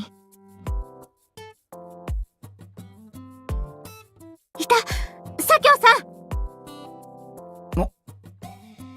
ん。なんだ、金でも返しに来たか？違います。ゲネの評判を見たときはどうなるかと思ったが、うまくやったみたいだな。これで気を抜くなよ。少しでも集客が落ちればすぐにでも劇場を潰してやる。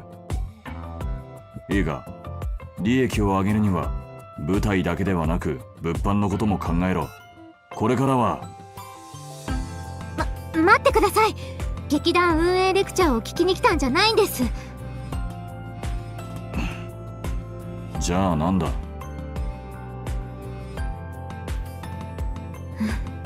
この右目の下のほくろ、間違いない。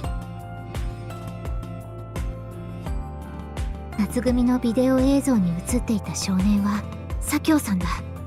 稽古を見学してたってことは演劇に興味があるはず。ヤクザにメンチ切るとはいい根性してるな。喧嘩を売ろうってんなら。何の話ですか？それはこっちのセリフだ。人の顔をジロジロ見やがって。それともなんだ、俺に色目でも使おうってのか？これを見てください。人の顔に髪を押し付けるな。殺す気か？なんだこれ、チラシ？秋組加入オーディションのチラシです。何のつもりだ？スカウトのつもりです。ヤクザまでスカウトするとはやけくそにも程があるな。初代夏組の稽古風景のビデオを見ました。お父さんと初代夏組の人たちと一緒に写っていた男の子がいた。男の子の右目の下には特徴的なほくろがありました。少し面影があるだけだったし、最初は確信が持てなかったけど、思い出せば思い出すほど左京さんは満開カンパニーのためにいろいろ言ってくれたとしか思えなくなってきたんです。左京さん、本当は劇場のことずっと前から知ってたんですよね。そしてきっとこの劇場のことがすごく好きだった。春組公演のアンケートで千秋楽に匿名でびっしり書いてくれたのだって、もしかして左京さんじゃないですか？オーディション来てください。お願いします。一発の総監督の顔になりやがって。言っとくが、俺の中のお前は未だにチビのままだからな。もしかして私、小さい頃に左京さんと会ってる？これは考えておく。じゃあな。絶対来てくださいね。待ってますから。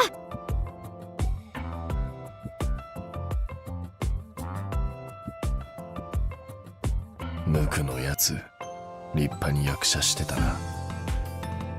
秋組オーディションか。おい。王侯最強の兵道十座とかいうやつってお前？あ？なんだだめ。俺摂津万里。お前と同じでここいらじゃ負けなしなんだわ。ま、名前とかどうでもいいよな。とりあえず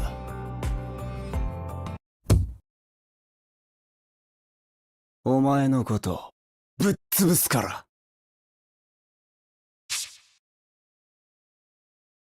冷めない熱。それでは夏組公演千秋楽大成功を祝しまして乾杯。乾杯。乾杯。乾杯。乾杯。お疲れ。夏組のみんな、お疲れ様。おつおつおつ。お疲れたよー。いやー、でもほんと面白かったわ。脚本で読んでる時よりも数段面白くなってた。つづるんにそう言ってもらえると嬉しい。ありがとうございます。夏組の舞台見て俺たちも早くまた舞台に立ちたくてうずうずした。確かに。こっそり混ざるよ。目立ちすぎるわ。そういえばこの間著名な演劇評論家の方がブログにレビューを載せてくれて反響がすごいんですよ。春組夏組の旗揚げ公演の再演希望の問い合わせが劇団の連絡窓口にたくさん来てます。そうなんですか？まずは秋組公演だけど、再演もしたいね。またロビジュリやりたいです。私セリフ増やしてもらうね。確かに前よりも日本語上手くなったしいけますね。再演とかめんどい。ちょっと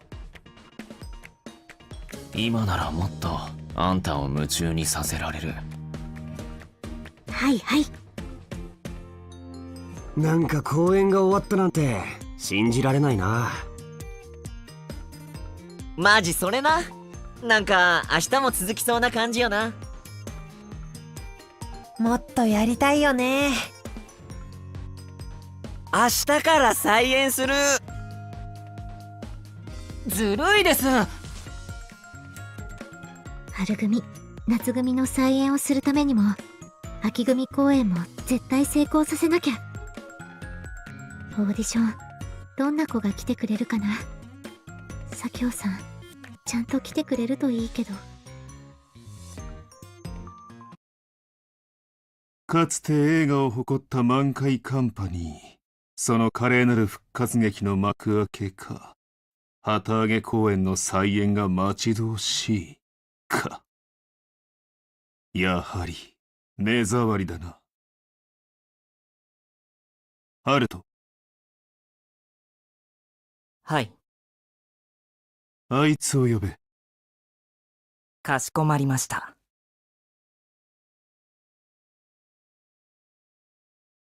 まだ私の邪魔をするのか、立花よ。